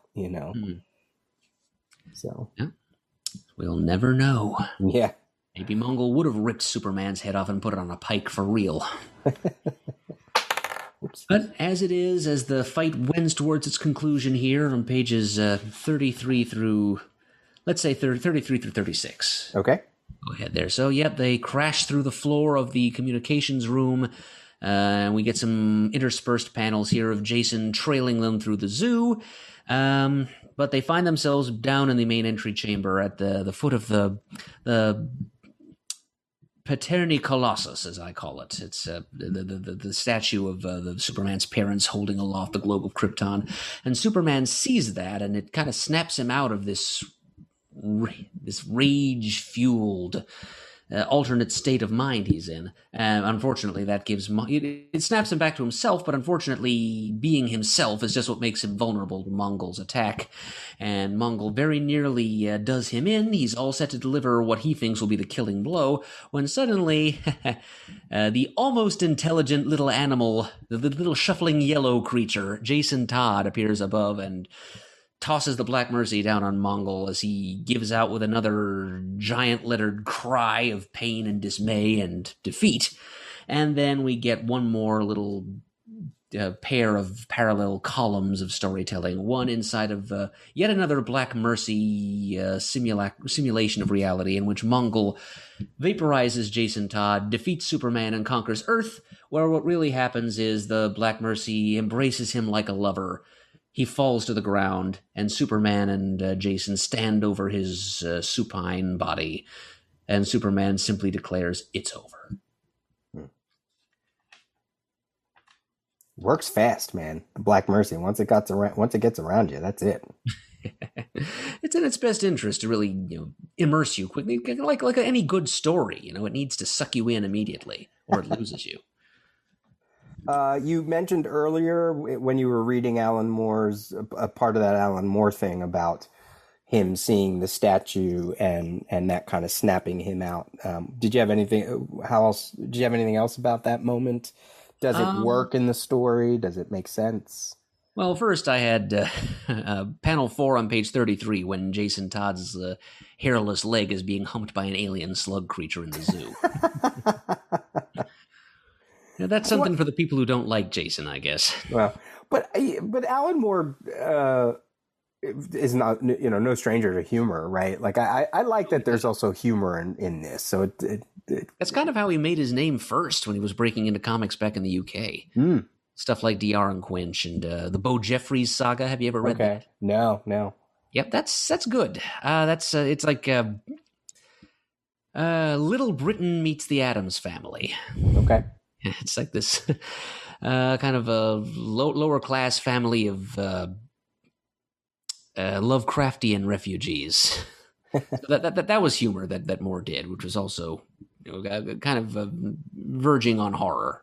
Yeah, but I mean, I think the reason too why I like it is because there's so many criticisms of Alan Moore being humorless or everybody always saying that it's because of them. We got into a whole dark cycle in comics, and of course, no, it's not because of them. A couple of things that Alan Moore did. Well, I think it's also because people reacted to Alan Moore and tried too hard to copy it. Exactly, and even in Swamp Thing has very funny moments in it, and yet it also has very horrific and gothic horror as well. At the end of the day, I think he's very smart and knows that he is writing a comic book, and I like that. I like these. I like Jason. Jason has been used throughout the issue for jokes and butt of jokes and things. Yeah, like let's laugh at the new kid who's frightened and confused by everything that the super grown-ups are doing. Right. At the end, he's the one who pulls their fat out of the fire. Yeah, so if you have to imagine if a kid is reading this. Once these patronizing super people have all been incapacitated, and he's allowed to think and act for himself, then he proves that what he's able to accomplish. That's great. That's a great use of the character. But now, getting back to the top of page 34, and when you asked me if I thought this moment worked for the issue, well, it does give Mongol the opening he needs, and it gives Jason a chance to be the ultimate hero here. But I think the most interesting thing about it is the first two panels where he looks up and he sees the statue of Jor-El almost kind of sneering down at him in disapproval. And the word he utters, he doesn't say father or anything. He says Krypton? ? It's like, and for a minute there, just the look on his face. Suddenly he sees the familiar Boy Scout Superman again, like his terrifying godlike aspect. It just drains right out of him in that moment. It's like he's snapped out of it. He's reminded of the value system that is more typical of him, both his love of Krypton, or at least his love of what he thought or imagined Krypton must have been. And this whole ideology he's developed for himself, just righting wrongs and defending his adopted planet because he thinks that would have been the Kryptonian thing to do. It's like he's kind of having a resurgence of faith at that moment, and it's almost his undoing, as the pagan Mongol is only too willing to punish him for this pseudo-religious reawakening he experiences in that one moment. Like he sees the patriarchal Jor-El, who's been likened to, Yahweh, the Judeo-Christian father god, in a lot of analyses of Superman as a messianic figure. And he sees this disapproving scowl on the face of this monolithic statue of his dad, and he's like, oh no, Krypton. What, Krypton? Like he's almost questioning. He's like, can any of what I thought about Krypton be real? Am I worthy of it? Is it worthy of me? He's got this moment of indecision, or he questions for just a second how he's been acting in the last few minutes. It's like you could say that his time in the Black Mercy snapped him out of certain ways of thinking, and in that moment he's kind of snapped back into them. I guess just so that it's not too deep or profound or permanent a change in his personality. Right. As we've talked about some of these stark moments in the last few pages and how memorable they've proved, where the screaming of Mongol's name, the soaring off at 400 miles an hour to put the hurt on him, the burn moment. It's kind of interesting and ironic that all these moments that have been etched into readers' memory as some of the most memorable Superman moments of the pre-crisis era are all moments when he's acting the least traditionally Superman-like, when he loses his composure and allows himself to become something other than the Man of Steel that we've known. Right. But in that moment, he kind of snaps back into his traditional pattern of thought and behavior, and that's all Mongol needs. So yeah, it works for me. I'm sure it's a bit of a disappointment for some readers, but I think it makes perfect sense for his character. Sure. As a person of faith myself, I understand the process. Right. And what you read about Alan Moore taking him through the tour of the fortress, I mean, that he saw that they could wind up back at the statue. Obviously, that's going to resonate for Alan Moore as a writer, symbolically, visually, etc. So, yeah. And it gives us a moment very similar to what happens with Supergirl battling the Anti-Monitor. And then that one moment where she gets distracted, and that's all it takes. And it's almost the same dialogue too. How stupid of you to hesitate like that. Turn in the middle of battle. Like it's all kind of the same beats in a way. Yeah, very good observation. And then here comes the cavalry. I think this is yours. It's almost a Looney Tunes moment. Yeah. And a callback to the top of page 10 when Mongol remarked disparagingly, "My, you animals are almost intelligent, aren't you?" Call back to that as Jason says, "Almost intelligent, huh?" And another great image there is the Black Mercy. One of its tendrils kind of encircles almost tenderly the Mongol's head there, and like it's cradling the head of a lover, as it wraps itself around him, and he screams in that look of disgust and horror and defeat. And Superman, meanwhile, granted he's a little bit punch drunk and his eyes are a little unfocused, but it almost looks like he's staring directly at Mongol's crotch in that moment. Unusual. Well, he had him by the tunic, so he's just dropping him sort of like what he did with Wonder Woman. Exhausted, probably. Then the dual page that we mentioned. Yep. And note the black panel borders and the blood red haze suffusing everything in Mongol's dream world. And I like the cadence of the dialogue too. And he swats the thing aside, and then he rips the Kryptonian's head, and then he places it on a spike, and it's his hideous standard. It's like this long, bloody run-on sentence. Just kill this thing, kill that thing, kill this thing, kill that thing. Yeah. Dream Mongol. Yeah. You can kind of picture like heavy metal power chords playing in the background even. But yeah, the Black Mercy has found a perfect host here, and it knows it because his desires are so much simpler, he's so much easier to please. All he wants is blood and death and conquest. Yeah. And then that shot of Superman and Jason Todd in his pixie boots, just the lower parts of their legs as they stand over the fallen Mongol. And to be fair, yes, Mongol was a tyrant of, lording it over billions of people. But he got kicked out because there was another holy man, quote unquote, holy man that kicked him out. The Archimandrite. Yeah, who then took over the people.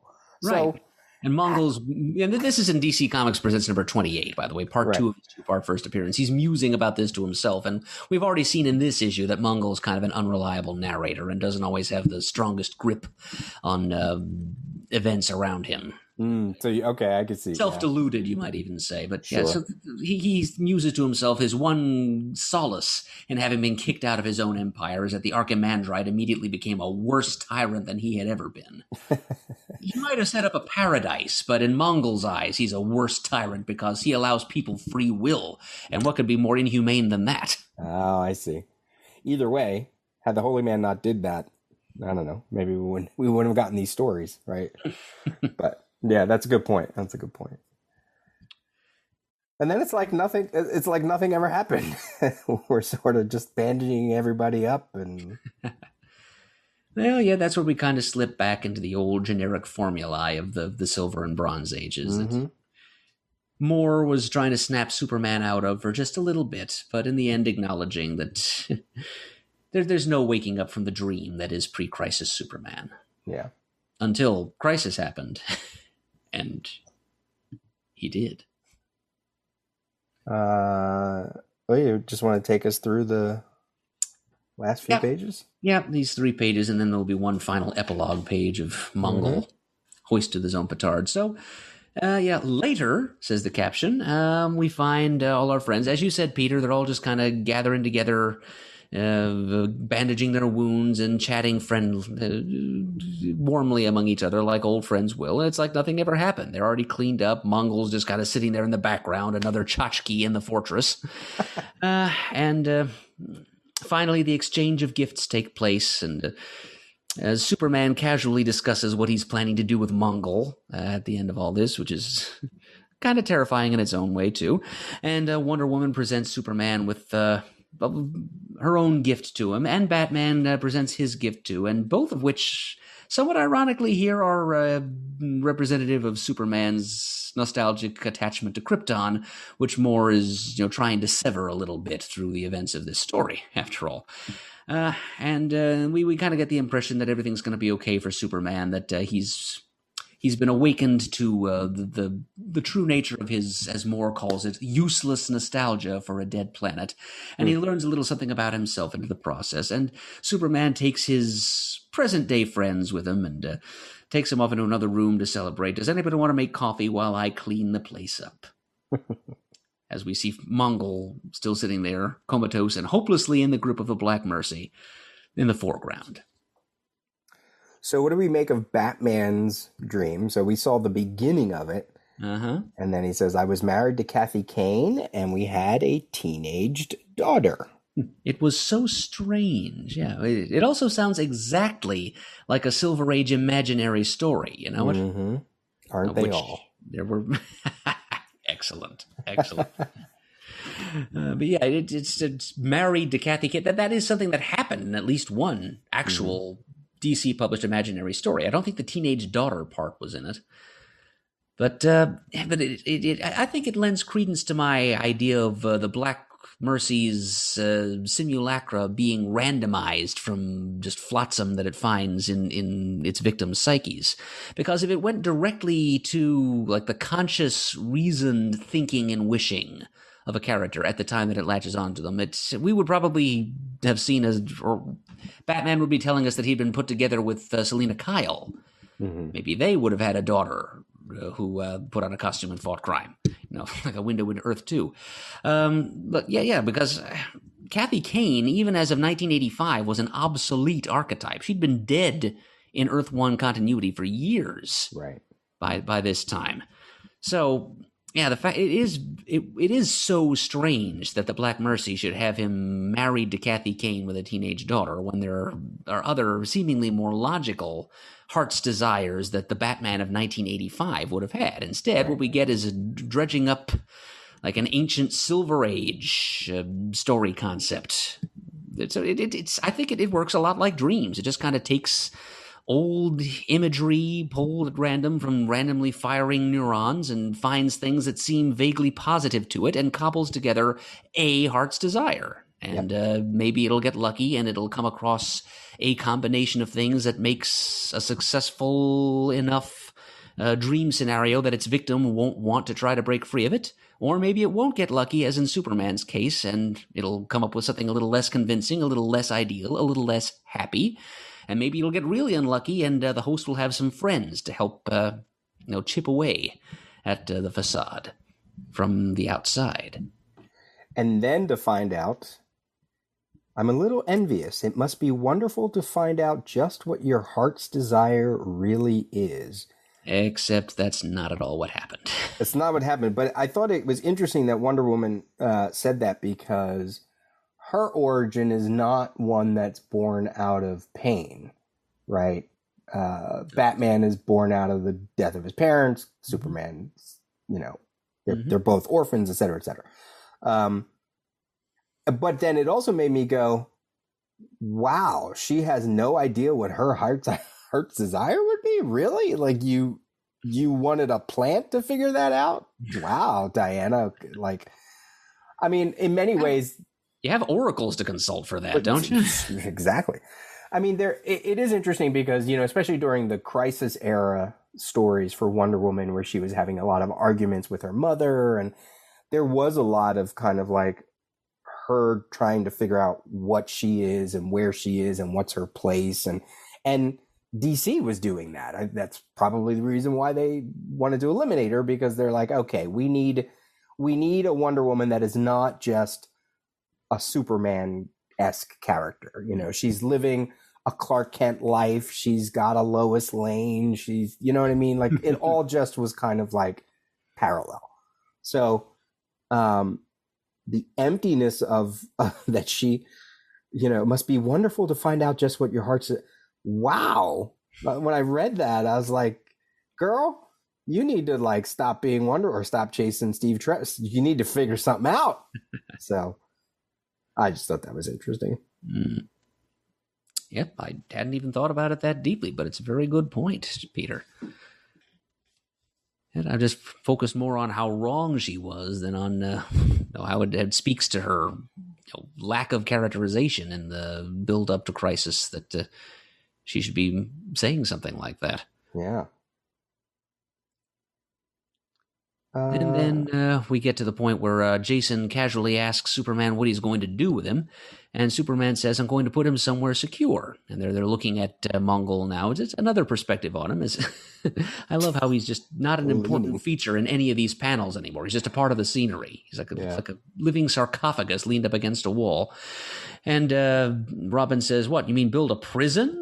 And in pre-Crisis Superman continuity, there was actually a prison for Superman's foes for a while there. It was called Superman Island, which is this floating penitentiary designed by one of Superman's old friends from Smallville, Carl Moosey Draper, who eventually went on to become the villain Master Jailer. Yeah. Yep, he was driven to it over jealousy over his Draper's Island penitentiary being basically hijacked by Superman when he came along and said, oh, I know a way to make this even better. Let's make it fly. And then the media just kind of decided to name the whole thing Superman's Island after him instead of after Draper, and the jealousy drove him into supervillainy. But so anyway, such a prison did exist, but so if Superman wanted to follow Robin's suggestion, he could have. But instead, he says, not exactly. Have you ever noticed that black hole as you come in via the western spiral arm of the galaxy? And Robin's reaction is priceless. He just, with one finger to his mouth, he's like, no, can't say that I have. And Superman with that characteristic Superman grin on his face, but kind of a wicked furrow to his brow. He says, it's quite large. I think I'll drop him into it. You think his dad was draconian for coming up with the Phantom Zone? Jeez. That's that pre-Crisis Superman coming out, where he's like, oh yeah, last Tuesday when I was flying in a whole other galaxy by the Thing before I came here in 3 seconds time, it's like the post-Crisis Superman couldn't do that. Yeah, but this is a post-Black Mercy pre-Crisis Superman. Yeah. Little on the malevolent side there, more so than your average Superman. It's unusually and even chillingly vindictive. And then Wonder Woman's gift. Yep. A replica of the bottle city of Kandor. Yep. To replace the real one, which was enlarged. And for the record, Kandor was enlarged on a planet, one of several phase worlds that seem to exist in the DC universe, in that it kind of phases in and out of the dimension of Earth 1 here and there. So Superman re-enlarged Krypton on this planet, which was eventually named Rokin by the Kandorians, which is Kryptonian for gift of God. And that happened in Superman number 338 in August 1979 in a story called Let My People Grow. You know, people like to say, I'm so tired of movies pushing the whole Superman religious theme thing. It's like, come on. It's everywhere. You can't escape it no matter what decade you're in. Yeah, but it's a humdinger of a pun. It works. Let my people grow. When I saw that, I was like, you got to be kidding me. I gotta read that. No denying he's been described as a Moses figure at times. I mean, come on. Never more obvious than then in leading the exodus of the miniaturized Kandorans from their bottle prison. It's beautiful. Love it. Love that. Yeah, that's what Wonder Woman's talking about here when she presents him with this finely crafted replica. And Superman looks kind of awkward for a moment there when he says, why, Diana, that's... And then we launch into this sequence in page 38 as we get back to what Batman was musing many pages earlier when he said, finding gifts for him is always difficult, which is interesting because it would suggest that this is a regular thing between them. Apparently Superman and Batman exchange all the time, and they always run into this difficulty. And this is illustrating Batman's point because this beautiful, thoughtful, exclusive gift that she's given him that only the gemsmiths of Paradise Island could have created for him. And he immediately seizes it at super speed, faster than Wonder Woman's eye can follow, rushes to whatever back storage room of the fortress where he keeps the replica of Kandor that he already created for himself. And this is a part of the pre-crisis continuity. He really did, at some point shortly after that issue of Superman in 1979, he did get himself a replica of Kandor because he missed having the old one around. He throws it into a closet real quick, so that Wonder Woman doesn't see it later, and comes right back after less than a microsecond have passed, and he says, it's just what I've always wanted. For the man who has everything indeed. Yeah, yeah. And at the top of page 39, they even exchange a little kiss. Yeah, now here we go. Like we talked about this earlier, right? Mm-hmm. Like Mongol assumes, as so many comic book readers seem to have over the years, that they should be mates, as it were. And they even wonder that themselves. They're in the third panel on the top of the page. Why don't we do that more often? And I don't know, too predictable, said Wonder Woman. They're all but looking out of the panel and winking at us as they say that. Yeah, you're probably right. It's a full-on smooch. A pre-crisis full-on smooch between Superman and Wonder Woman. Mm-hmm. I could probably count on one hand how many times I've seen that. Maybe 3 fingers how many times I've seen that. Like pre-crisis, sure. Yeah.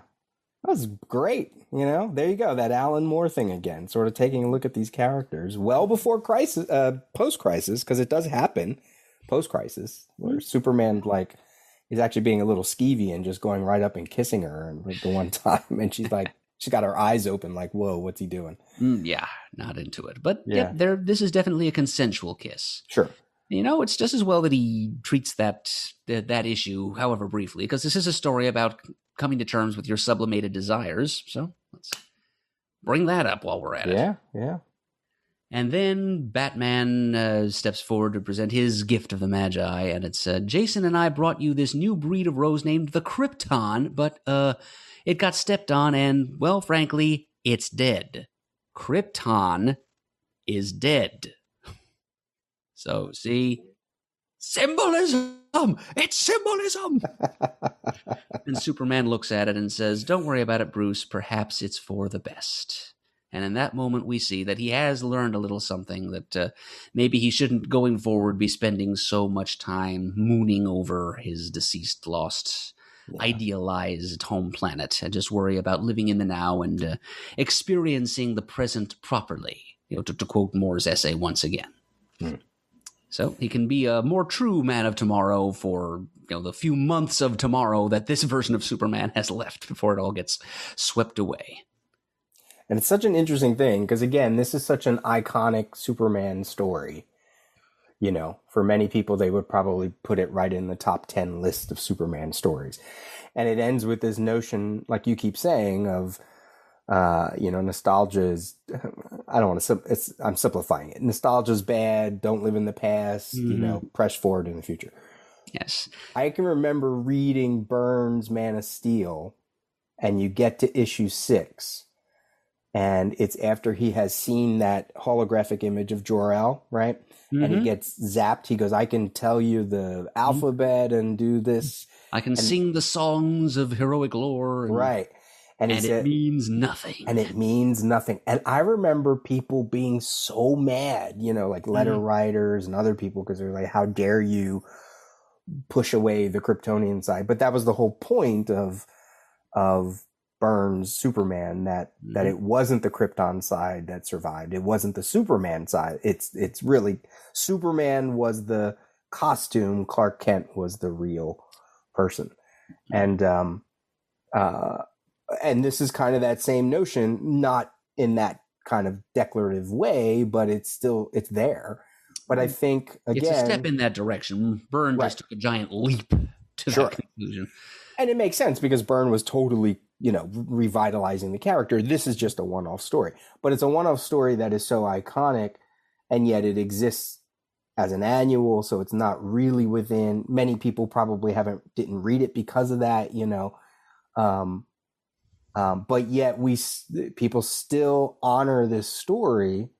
And I just wonder, it makes me wonder, like those people who hated that part in Man of Steel, well, then doesn't that mean you should hate this? Because they're saying kind of the same thing for different purposes. He's not saying that Krypton means nothing to him, just that it's dead and he's okay with it. He's ready to move on. Right. Whereas with Byrne, it's kind of retroactively ripping all of that completely out of Superman's value system, making him completely a self-identified Earthling. Right. I'm American. I was born on Earth. I'm an Earthling. Blah blah blah. Yeah, which was needed.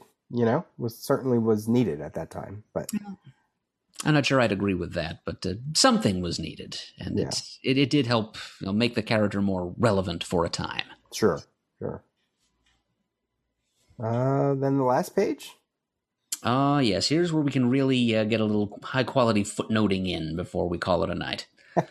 Okay, so this is an epilogue, and at the bottom of page 39, as Superman leads his friends away to a nice, happy little intimate birthday celebration, Mongol is just leaning there against the wall, zonked out in the foreground, and we're kind of going into his headspace as we turn the page to page 40, the final page, the epilogue. And we see what's going on in Mongol's dream world, as it's just like an unending buffet of carnage for him. We see his giant booted feet treading along a battlefield. Dead Thanagarians. And his enemies are as dust beneath his feet. Yep, they're just one of the many alien foes he defeats. And yep, that's probably Qatar Hall on the left and Shahir Athal on the right. And some other Thanagarian wingmen in the background. And then the next page, as he's sitting in state on his barbarian warlord's throne of bones, suns shudder at his coming. The great powers of the cosmos kneel before him and kiss his fingertips. And let's identify as many of those great powers of the cosmos kissing his fingers as we can. Well, first off, Brainiac. Robotic Brainiac. Yep. The new Brainiac. From Action Comics number 544, June of 83. So he's not entirely new. He's been around for 2 years at this point, but there he is using his lipless mouth to kiss Brainiac's Mongol's knuckles.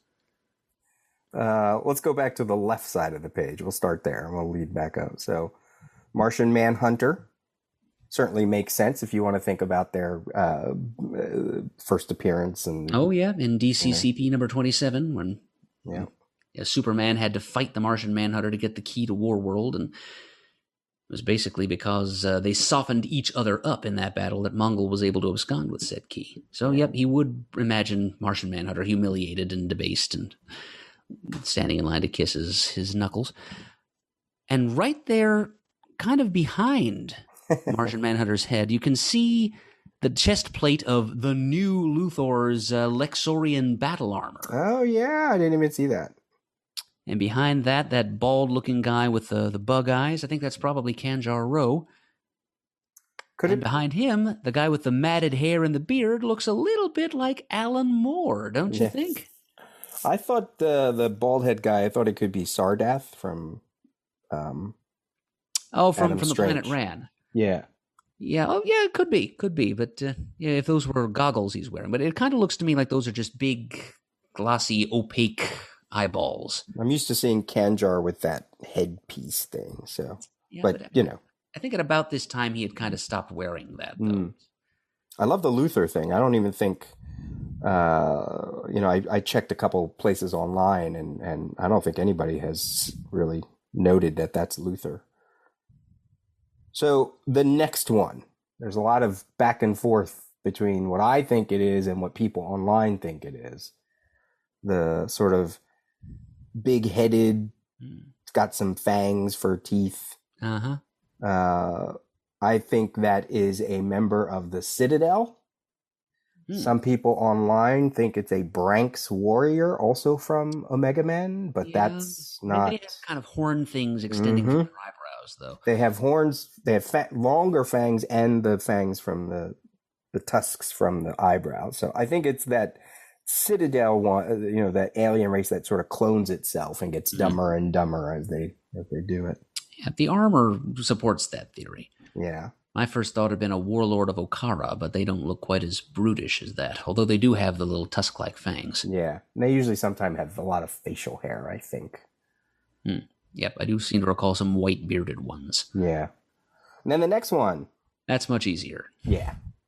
Hyanthus from Hawkman, from the Hawkman books, the very pre-crisis version of that character.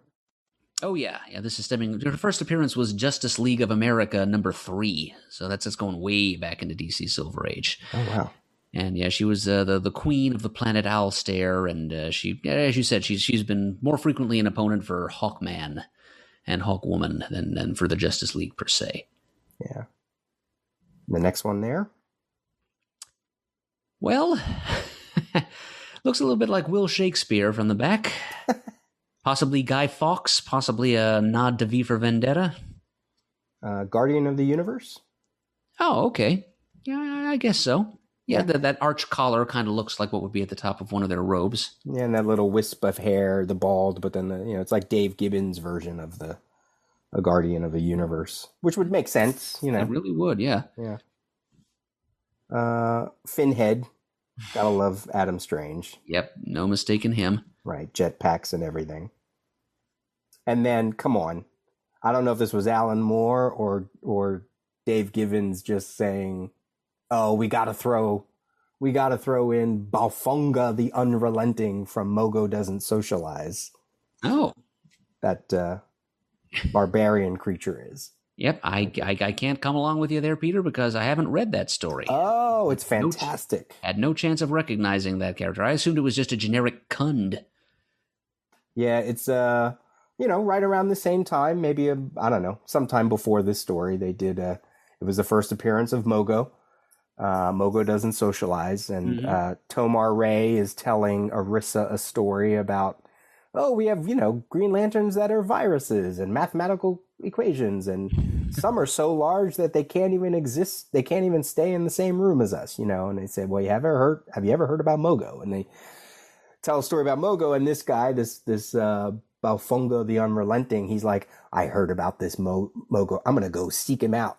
So he lands on the planet, and he's like, where is he? So he starts mapping out the shape of the trees, and he can't find him, and he keeps mapping out, and he puts all the pictures together, and he screams and flies off the planet, and he looks back and realizes that the entire planet is a Green Lantern. It's it's so great. And the pictures he was drawing was the lantern design. And he's shown up, I think he also was in that Green Lantern Corps. He showed back up in the Green Lantern Corps series that you're about ready to read in the 2000s, and here he is right here. Also drawn by Dave Gibbons, that story. So Yep, and Dave Gibbons was also the initial writer on that new volume of Green Lantern Corps. Oh, that's right. That's right. Possibly a Dominion underneath Brainiac's, a Dominator underneath Brainiac's leg with the thing. That's all I could think of, although I don't know if the Dominion had made its first appearance yet. Oh yeah, they were around in Legion and a couple other things. You mean the yellow ones with the red discs on their heads? Uh-huh. Yeah, they've been around for a while. Okay, then that's probably what that is. I'd had that thought too, but I tend to associate them with Invasion. I didn't even realize that they had any pre-crisis appearances. Yeah, they've been around for a while. I don't know how early, but definitely in the Legion stories. And then beyond that, I think I can't really think of, everything else is just clutter. Yep. And then we get to the bottom of the page. Vast and implacable, a resurrected war world wheels through the bottomless night, reducing galaxy after galaxy to smoking ruin. And Warworld was Mongol's objective in his two-part first appearance in DCCP number 27 and 28. That's what he was using Superman as a cat's paw to gain access to. He didn't even invent this thing himself. It was created by an ancient race called the Warzone, and he just needed Superman to steal the key to it so that he could then go in and access it and use its devastating military capabilities. It's not at all the Death Star. No. No, of course not. Even slightly, no. Nope. But yeah, it says resurrected because it was destroyed at the end of DCCP number 28. And that was the beginning of the association between Mongol and Superman and the enmity between them. Right. Because Superman stole Mongol's new toy and forced it to destroy itself. Yeah. He had Supergirl with him. She punched a hole through it. He flew through that hole and reprogrammed all of its computers so that it turned its weapon systems on itself, because his reasoning was nothing could destroy Warworld except Warworld itself. So that's what happened. And Mongol hasn't quite gotten over it, apparently. No. Warworld is a part of his fantasy here. So that's why the caption says it's resurrected, because it was technically in continuity destroyed. Yeah. But in this bloody dream world, it's back again and just as deadly as ever. And as it blasts its way through galaxy after galaxy, the stars run red, the nebulae echo with the screams of the dying. He is content. And, gentle listeners, we hope you are too. Can I throw at you? Well, first of all, he is content. That's how we started this whole damn thing on the first page. He is content, right? Yep. Love that. Alan Moore, that's why he's Alan Moore. I throw at you an untold story from that DC Comics Presents issue about the War World. So you mentioned the Warzone, and then eventually they mysteriously all died, and then the War World was found by the dying race of also another dying race called the Largus, or Largus. Large ass, whatever. Let's go with number one. Largus, okay. So there was some interesting dialogue here. Perhaps the Largus preserved Warworld as a last resort doomsday weapon, which might someday be needed to save the universe. Perhaps not. I think that was Martian Manhunter telling that story. Right.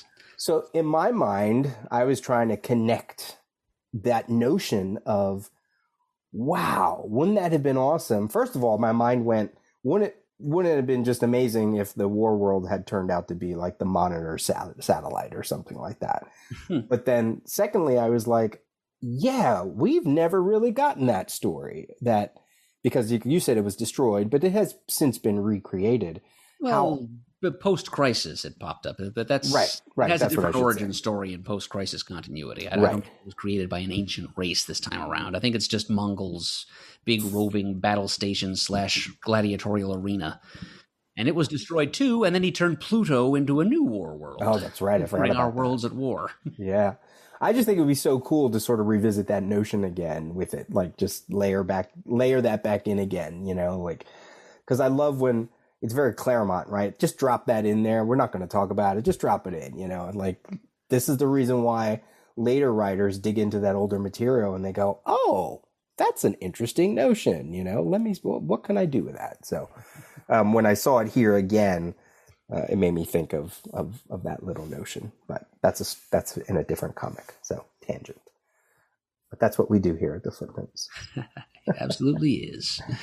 And we do it so well and at such length. Well, we did it. Yeah. 4 hours, almost 4 hours. So hopefully your intro doesn't take too long, or this will be a whopping 5 hours. Certainly worth it for the man that, for the man who has everything. Mm-hmm. Now you have 4 hours of content as well. No, it's not that long. No. It won't. Hopefully it won't be. One more point about that title too, for the man who has everything, right? Like, we're sort of connecting it to the gifts that Batman and Wonder Woman, but also you could connect it to the dream as well for the man who has everything. Not even the dream not even that was enough. Not even that was something he needed, already had. In a way, he does already have all that, with his life on Earth.